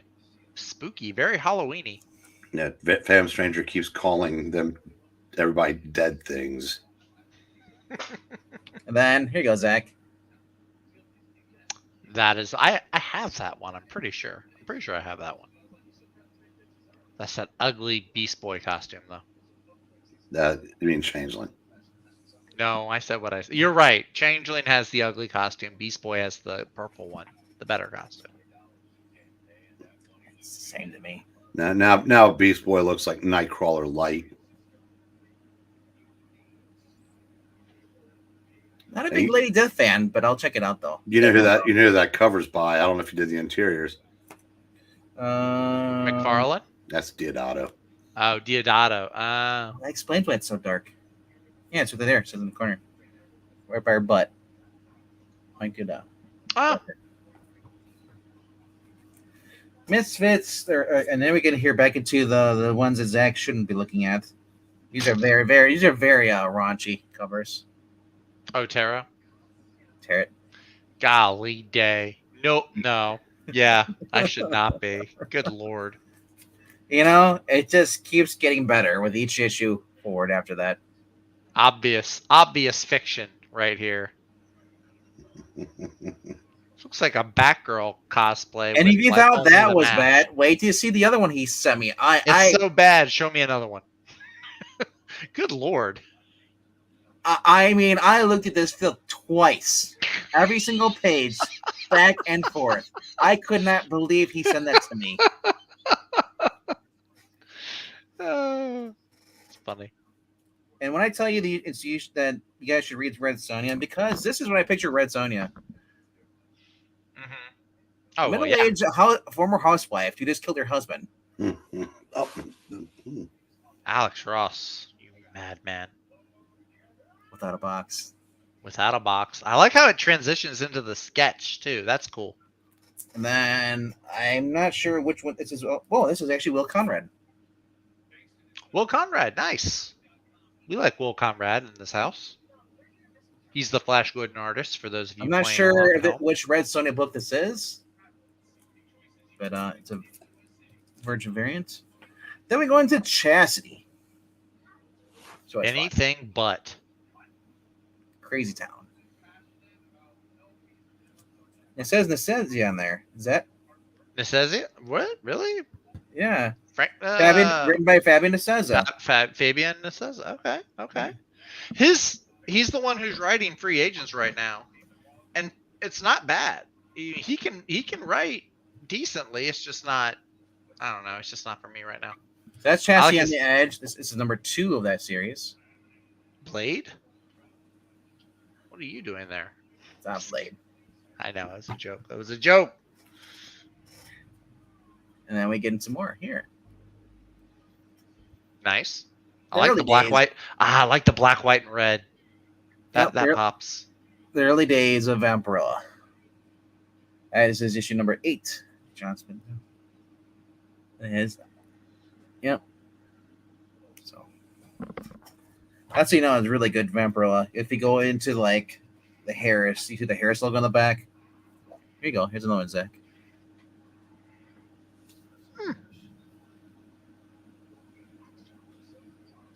Yep. It's number 14. So nice cover. Some of these I've never seen before. Some of them actually seen the covers. I've just never seen them in physical before. I think this might be Dodson. That's Dodson. Or no, it's not Hughes. That's got to be Dodson. Terry Dodson and Rachel, yeah. Yeah. So even if the book isn't that good, God bless them. Right? Then we go into the Wetworks. Vampirella. What's more 90s than this? That is pretty 90s. That might take a while to come up with an answer there. Right? Yeah. Golly. And it says Wetworks number 32 is about to come out, an all-out war. See, they were all part of AEW before. Vampirella, Vengeance of Vampirella, 20. Good series, man. I always tell everybody I recommend the first half. The second part, when they came back in 2019, the same writer, wasn't as good. It was good, but it wasn't as good as the original. Gonna get some crossover galleries here. So, Zach, you like this since it is a wraparound cover. I do like the wraparounds. Nice. Danger Girl on there. Danger Girl. They're doing a new Danger Girl project. You got Savage Dragon on there too. Well, I mean, you kind of Lady She though. That's kind of cool. Yep. Oh, he was even advertising for that Kabuki place, their book that he was trying to sell. Remember that? Vaguely. That was what he was trying to sell. Oh, was it? Oh, well, he tries to sell a little bit of everything. Ooh. A little bit of booty. Ooh. To be the skull on that floor. Hellshock by Jay Lee and colored by Jose Villalobera. There's Rick Mays and on writing The Savage Dragon, Kabuki by David Mack, Monkey Man and O'Brien by Art Adams. Rascals in Paradise, Jim Silky, then Mike Eldred and Laura Eldred doing a book called Madman. Then Madman. That's probably what they're best known for at this point. Look at this art here. That's great. So, but yeah, because you also got Pantha by Mark Beecham, Painkiller Jane by Joe Quesada and Jimmy Palmiotti. Then She by Lewis Small Jr. and Gary Martin. Then Ethan Van Sciver, Cyberfrog, is in here too. So, where?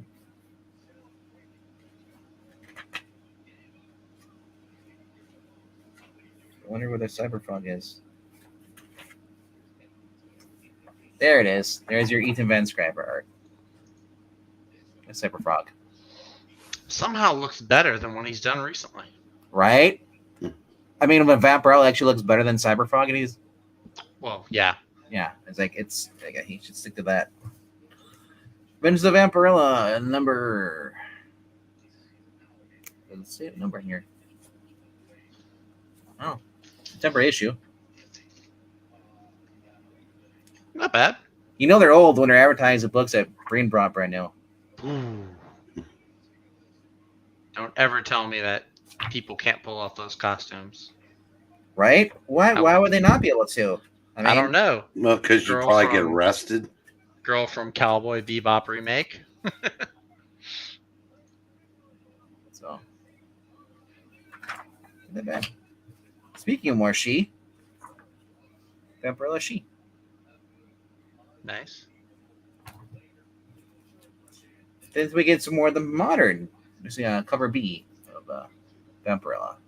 Oh. You may have just got the other covers that I didn't get, Brain. I think we're reading this time. We're probably reading the same stuff. It doesn't say what year it is, but I do recognize these. Like this one, like I might have this one. I'm not sure. I'm pretty sure I've seen that one somewhere. Yeah, I remember that one. I had to been. I don't least- even read Vampirella, and I know I've seen that. They one might be somewhere. 3 or 4 years old. So That looks like Bruce Timm or J. Scott Campbell. Probably J. Scott Campbell. it's Campbell. Nice. Yeah. Called it. Were her organs? Well, Inside her body because they're small. They're not huge like people think they are. plus this is the one he had on E was showing off, right? Because the eyes were looking up. Maybe. I don't know if I was there for It that. was one of the rejects. I don't know. Then we get into I don't know who this is. Guy's only a signature on that cover though, but it's really cool. This is stuff I like. I've seen that one too, I think. You see that you're able to draw the clouds in there and everything, looking really cool. Then we go into the second coming of Vampirella. So many jokes, but Phil Hester's on here. Daniel Sampier. Hey, two cool artists. And it Okay, continues. what Green says. It I think continues. Hester wrote it because Oh, Yeah. did he write it? Oh, okay. yeah, Al Rio. Al Rio Wow. does smart in that. That might be like right before he Okay. knocked himself off. Okay. Here's more Phil Hester writing with Al Rio. So, and the last part of that with Al Rio and Phil Hester. Yeah. And that doesn't mean I'll land up not all the tape to keep it in place. You know, it just stays in place. It's leather, it doesn't move. So it's probably like swimwear. It's probably so freaking tight you can't even move in it. Then these are cool too. Like Halloween, I love the Halloween specials. Oh. If you find any more of the Halloween specials, is All tricks, no treats. Or all treats, no tricks. Yep. This is one of the more popular ones I've come across. Is this one here? Right. One lucky Well, pumpkin. you know, if that's Secrets of Haunted House, if that pumpkin had had Vampirella sitting on it, that would have been a 12. Right. Featuring Eva and Dracula. Eva being the daughter, I guess, of Dracula. I think. In 2013 annual. What? They did annuals for Vampirella? Back when they used to be like a thing, people did annuals. Seems like that. And then last one. Red Sonja versus Tulsa Doom. Yeah. Alrighty then. Put these away. Put the guys back in full screen here. Alrighty, so you guys saw a lot of books tonight. For those of you who are missing Graphic Man's channel, that was your glimpse of the Graphic Man channel, but with modern fast books. Oh, but we're not done. I know Brain's got more books. Show off your last two books here, buddy. Here, and we'll do this. Magnify. Okay, I'll blast through the new books. Number Most people 7, do. Cruel Universe. It's just not memorable. Nothing offensive, just not memorable. Number 6, Barbarella. Oh. And I said Venkman makes good points. Not much story to speak of, but I'm just wondering if, not knowing anything about the character, but That trying to ruins it? keep it keep it in line with what's happened before may hinder this, because I said everything was brand new on Hyde Street and it was phenomenal, but they were starting from scratch. I don't know if Blake elected not to do that on this, but I said Vank's 1 and out. I'm going to give it another issue to see if it picks up. It's, like I said, I've done that too many times with the books where I did 1 and out, and then I just like either I continue with it or I don't. And I just like at this point I'm like, I got so many books I'm reading, I'll come back to it if it's good. Number 5, Archie Halloween special. Oh, you got Nice. it. The Joker, or Jughead. That's awesome. Joker Yes. Jughead. That's pretty fun. This was fun. The new chick, what's her name? Amber Nightstone tries to seduce Archie, and then there's like a handful of other new stories in here, and Don't tell the Veronica and Betty, they'll get pissed. there's Archie's the Archie there, man. Superheroes Oh, versus neat. the updated Archie Superheroes. It was fun. I said it's nice and wholesome. You need some of that, especially when you follow it up with Nemesis. Yeah, It's- dog it. You're right. Wow. That's a good palate cleanser. So I love it. I've been like bugging Cheryl. I was like, "You're gonna watch this?" And then she shows up right when you show the Archie, because she's a big Archie person. She got like I think 12 issues of Archie she back ordered. Nice. Nice. Yeah, so we talked about this. This is nice and violent, and Of course. the people that are trying to kill Nemesis to pay him back for killing their loved ones and friends, Yep. they make a tactical error. Understandable error, but an error nonetheless. Like I said, I'll just say there's a part where somebody loses the arm, and I was like, that was that easy? No way. And now you know why. Number 3, Redcoat. Good end to the first story arc, and Yep. that reveal at the last page. It's like, I thought he was dead. Guess not. Yeah. Rumors of his death were greatly. Numero dos. Get Fury. I think I know what you're talking about, Venkman. I was kind of like, oh man. Well, you know what I'm talking about. So the part I'll just say is the character deaths that happen here. Yeah. The whole book, and I just felt like, well, then I realized Marvel does not want you'll be retconning him as far as these are out of continuity anyway. This is that Fury verse or whatever the hell it is. Yeah, but I was like, dang, and not because. But the best part, he's like, I want to fucking go back and kill this guy. They put my own shit in my eye socket. I was like, I don't know if Marvel will allow them to do another series, but the two like whatever it would have been like 1971 yuppie scumbags. Yeah, they're still out there. Yeah, because they don't even show up in this one. So he didn't kill them. So that's what I'm thinking. Yeah, so I said maybe there'd be more, but I think doesn't it end with a question mark at the end?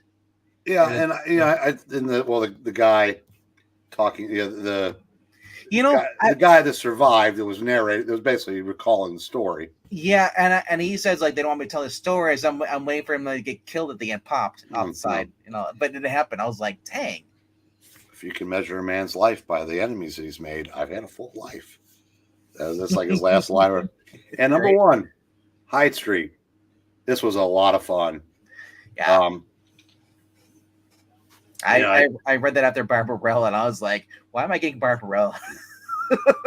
you know, especially the last page when Pranky's face changes. Oh my gosh, that is hideous. It's like, whoa, that's Well, what I liked about it, he told about how like he was a normal person, you know, and then he got stuck working for this guy on Hyde Street, and they can't leave until they have a quota to meet.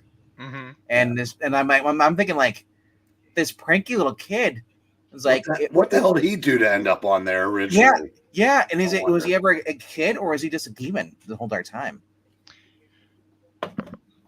Because he's not the scorekeeper, is he? No, he's not that I'm aware of. Yes, I mean but he has the highest score though on there. But this is going to be fun. Like I said, the Mr. X-rays, you almost feel sorry for the guy. Like I said, it's one of those. As I said, I compare this book to kind of Criminal in the sense too with Nemesis. Yeah. They give you a little bit of sympathy, but you're not supposed to feel bad for these people. Yeah. And then so especially when the little girl shows up. Oh my gosh. I don't know if that's really like a little demon. Yeah. How'd she get there? But this is going to be fun finding out all this stuff. And I also got cryptology. If you're cool, you got it. If you didn't, you're zapped. Yeah. Hyde Street. When I read the preview for them when it first came out, because they do the part with the old lady, like that is in the preview pages they came out. Remember so I was like, oh, they're just doing that again. I didn't really care for it, but then when I got into Mr.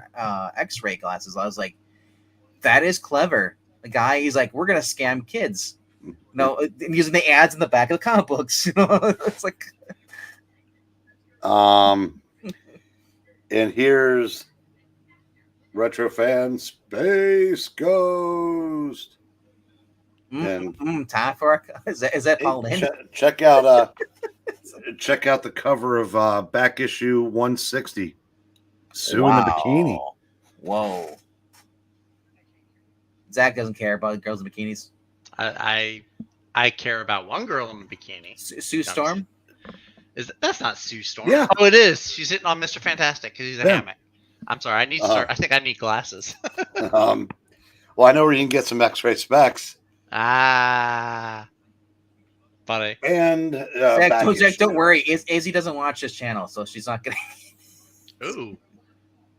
This one's interesting. This is the haunted issue with House of Mystery, House of Secrets, The Unexpected, Haunted Tank, Marvel's Mystery Anthologies, Eerie Publications, and Elvira's House of Mystery. I spent too much, so I put that one back. I was going to get. I was like, but it is a good thing because it has all the house of different things. Well, I'm sure it'll be there next week. Oh, dude, I have ones from like 12 months ago. They're still sitting there. They don't put them away because no one really buys it. They're $12, almost $13 just for those things. They're 11 now. The only one that sold out real fast was the Batman one. Yeah. Luckily they had a copy left over, but so part 3 of my trip to Dayton a while back, because I'm going to show the rest of the books that I got that day. Ooh. Captain America 311 versus Andy. Yep. Defenders 34.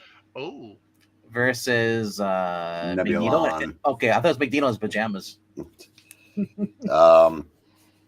Doctor Strange 28 versus Victor Strange. Right? I was reading this, and there's a letter from David Stern. Wow.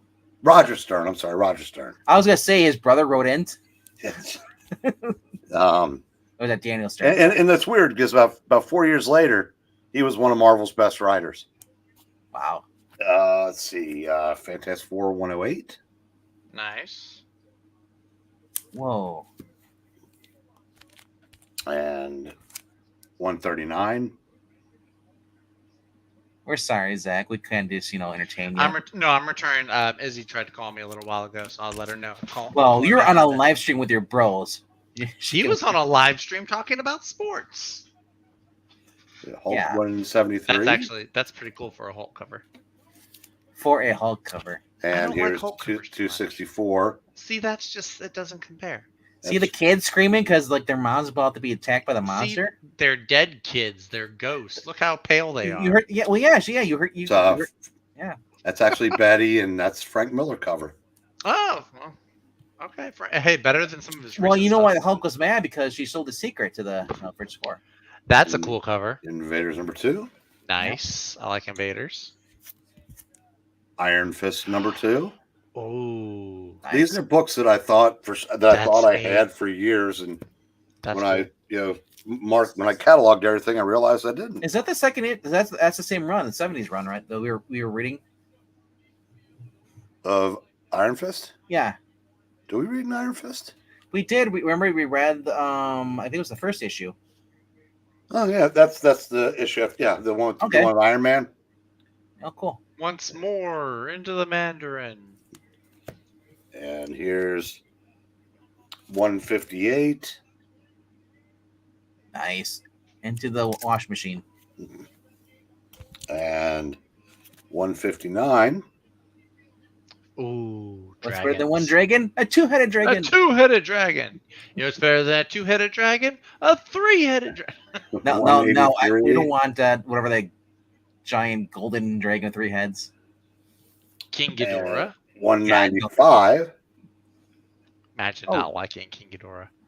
Well, I mean, Ghidorah is pretty freaking frightening. It's like, Exactly. Egghead. Marvel feature #5. well, I had an opportunity to buy that yesterday. It was at my shop on the wall. Said no more mutants. Or no more Iron Mans. Marvel 2-in-1 #6. Oh, that's cool. Oh, They're okay. about to be cover. they're about to be doing a whole bunch of 2-in-1 homage covers. I saw Great. the thing. #53, the beginning of the Project Pegasus storyline. Ooh. Quasar. I don't picture me around here drooling right Power now. Man 33. Is that Paladin? No, it's Spear. Oh, okay. Spear didn't make much of an impact. Yeah, he looks like Paladin. And a black base book. Yeah, 53. Power Man and Iron Fist, baby. And #54. Nice. See, now Zach is interested. We showed the other one. He didn't care about the. He's like, oh, that's not Paladin. I don't care. Spider-Man 90. Carrying George Stacy. Yep. Ooh. I was about to say, who is that? You didn't know that? That's the first I know is he's carrying up the building. It was like it's the only person that fell. Peter Parker 52. The end of the White Tiger. Don't worry, he got better. Yeah, but they gave the amulet to a chick. Yeah. Is niece or daughter Ava? Some Ava Lopez. I don't think it was Angela any Lopez? relation to Hector Ayala, though. No. 54. Why is he wearing a dress? Well, it's called a cloak. He's in traditional Japanese garb. Oh, okay. Here's 57. Jonah. Oh, okay. Now we need to read. I read this because it has Joan on cover. Apparently, the woman he loves has been kidnapped. So And he has Marla to Madison. destroy them. Yeah, Marla. Doctor Marla Medicine. She didn't go to doctor school for nothing. Submariner #60. Invades the surface world. Thor 145. I might have had that at some point. So did E. And I didn't get mine This for is- me. this is the next issue is the 146 and 147 is the first Wrecker. So And Odin has just stripped Thor of his godhood. and someone also initialized that H on there. Yes, it's from the Claude Hargis collection. Ah, There's X Very Factor astute. 26. Nice. is that Firestar? No, that's Jean Grey. Jean Grey. Oh, They all had the There's- X's on their costume. X-Men 116. Colossus. This is about a 2. Who's the blonde? Kazar. Oh! I thought it They're- was. They're in the old Savage Land. Give Kazar a haircut. It's 196. Looked very feminine. There you go. That's I had cool. that That's issue. That's what. awesome. Yes. Yep. That's a cool one. 198. yeah, Also like cool. that. Yep. And from the next Doctor Strange series, number 4. From the tail end of the Simonson run, 379. Ooh, Simonson. I love Fing Fang Boom. And 380. Every page but the last page is a splash page on the. Wow. That's cool. It was kind of cool. And here's I need an omnibus. number 45. Wanted dead, but apparently not alive. They unalived him. Last 2. They did. Brave Left and the him out to Bold, dry. 195. Nice. I Vampire. And I think, Ben. a Mike Kaluta cover, Wonder Oh. Woman 297. That That's is cool. cool. That's a cool cover. And that's it's a nice. And next week, Zach, I'll probably show some of the JSAs because I'm reading my way through those. The Johns ones? Yeah, Or the Goyer going up Johns, through? 'cause I'm on. Yeah. I'm about to read number 21. So I got picking up 36 of them. Nice. Oh, very cool. So now I've got the trades, but I need 1 through 12 and number 37 to have the first set. So proud of my comics, Pa. Zach remember, is I had them when you were just little, Zach. You had them before I even knew who they so, were. Zach, it's your turn again. Thank you, Jackson. We're pulling a Wednesday night graphic man here. We're just gonna keep going round too. See, I can't do that. I have to be up early for work tomorrow, so I can't do a graphic man, unfortunately. I don't We're have not doing anything else to graphic even man. show. We're just doing the show. You know What, we you want to should be see doing? We what I bought should, last week? have I don't- somebody younger in the big picture here. You really should. You should put yourself on. yeah. I have my books from last week. There we but go. Much That's bigger. it. I mean, y'all have already talked about last week's books. So Yeah, we talked about last week's books, but Yeah. you can always tell us about what books you thought were better than the ones that we liked. well, actually, I haven't read some of last week's. I haven't read Dick Tracy. Can anyone yet. name a comic character that starts with a Y? Yelena Yelena. Belova. Why the Yondu. Last Man? Oh, it's the title. Yondu. Yellow Jacket. Yellow Jacket. Yellow Flash. Yellow Flash. That's it. That's all I got. Haven't read the new Defenders of the Earth yet. Okay. Or Nightclub. Haven't read that one yet either. I have Cool. a lot of reading to do this week. Yeah, right. I did read X-Men number 3. Oh. So what do you like about the furry? Could have done without that comment. The rest of it I thought was a pretty good issue though. Outside of that one panel, I really enjoyed it. That single book alone triggered the whole entire YouTube community. I know, guys, it's one panel. It's not even a part of the story. It's- Like, come on. I mean, like, There's so after much more to 4 unpack years, here. after 4 years, do you think they're gonna do anything you like at this point? I mean, I liked it. I love mean, the little I'm call outs sh- of Louisiana culture in here. Hey, I'm just shocked. It took like 4 years of them messing up the X-Men. Maybe probably even longer than that. They just to do the furry blue elf thing. Like, I found out Louisiana has a national park. Hey, by the way, Jackson's showing. know that. He's telling us what he picked up from my comic shop. Oh, okay. What we got here? Got Alter alter Ego. ego. Yeah, cool. Attack Okay. of the Charlton War title. Nice. Batman, Harley, and Ivy, trade paperback. The Blair Witch. Oh, I've only watched the movie. You got Conan the Barbarian, Battle of the Blackstone. Awesome. Oh, you got the free comic book day one version of that. Curse the Weird, 1933, 1, Jackson 2. went on Focus. a bench. Well, these are probably all spree. from my. These are all from my comic shop. Apparently, I'm thinking Maybe. Okay. because that's kind of crazy. Lord of the Jungle. Okay, now he's giving us the covers. He got Lord of the Jungle number 1, cover E.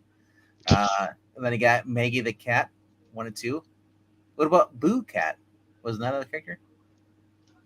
And then we got Archie 241, Archie and Me 72, Archie's Joke Book 205, Betty and Me 63.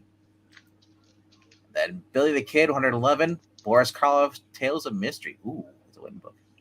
Best book, by the way, of last week. I think it was for us.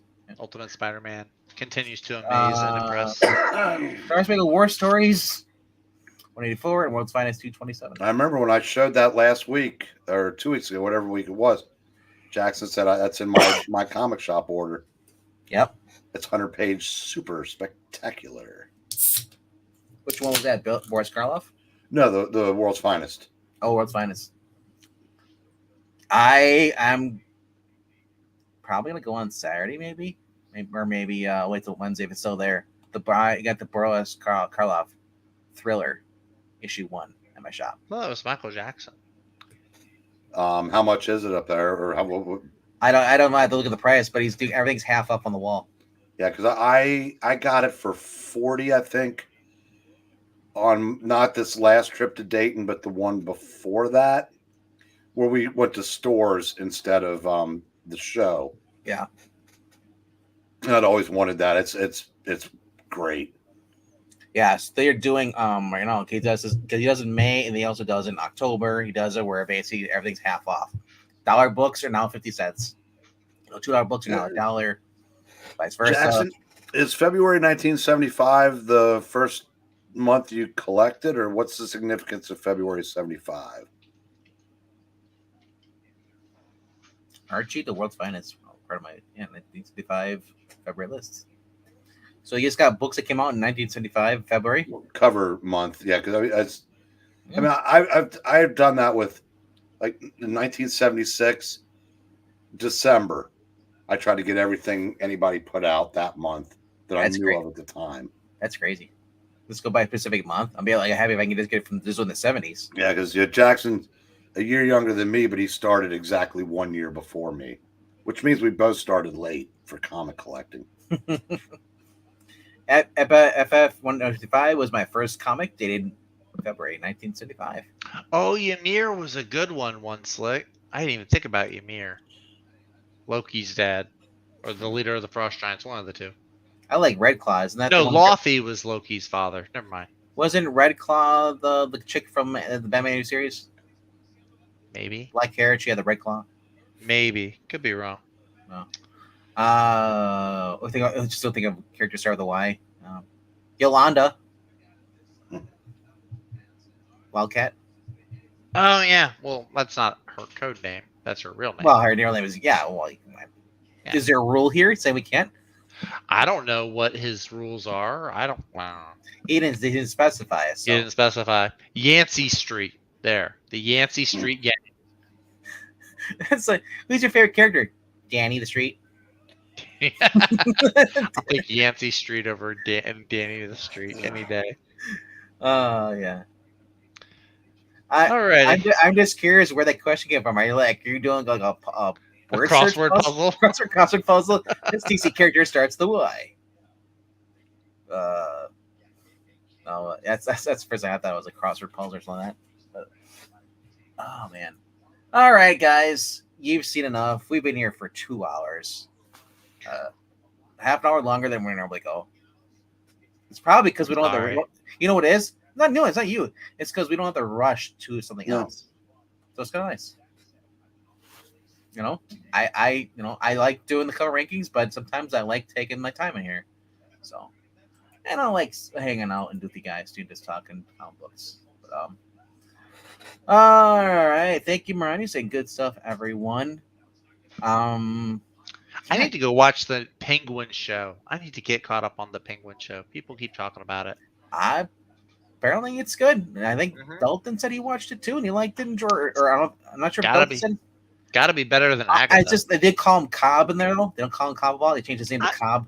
I can get behind that. Which I'm just maybe you can. I mean I want the wah wah wah. I want the See, you should go watch Adam West Batman then. If that's no, I want this version, but when I want to see it, it'll go wah wah wah. That's not. Nah, I don't think you're gonna get that.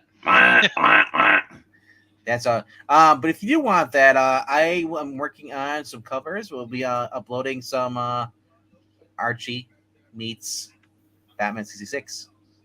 You've read a few issues. You know what we like about that, Zach? What's that? The Penguin goes wah, wah, wah, wah. I like the Penguin going like that too.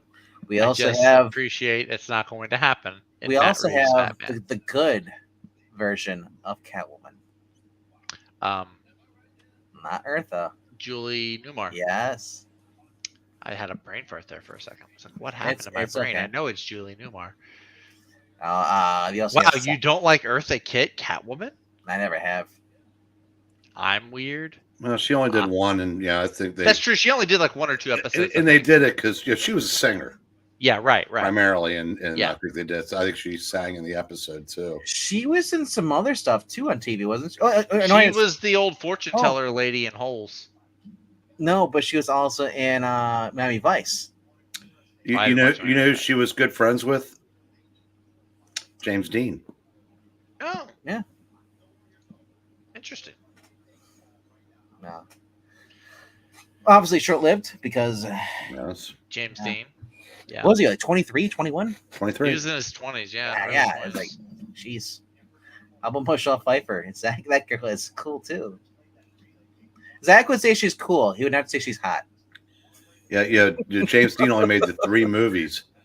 Yeah. We did some television before that, and I can't remember the name of the show, but there's a show where he plays this hood whose friend gets shot, and so they basically, they break into a doctor's house to force the doctor to operate on the friend. Oh, that's a movie, wasn't it?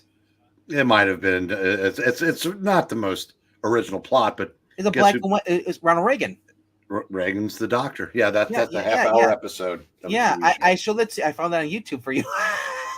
Because remember last year, you're like, hey, they've been finding this. Remember this?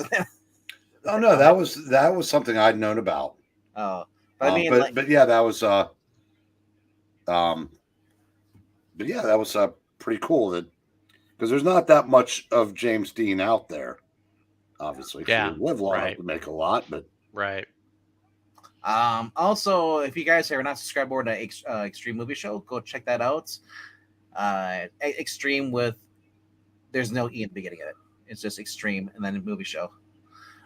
We are doing movies, Halloween movies over the classic Universal monster movies.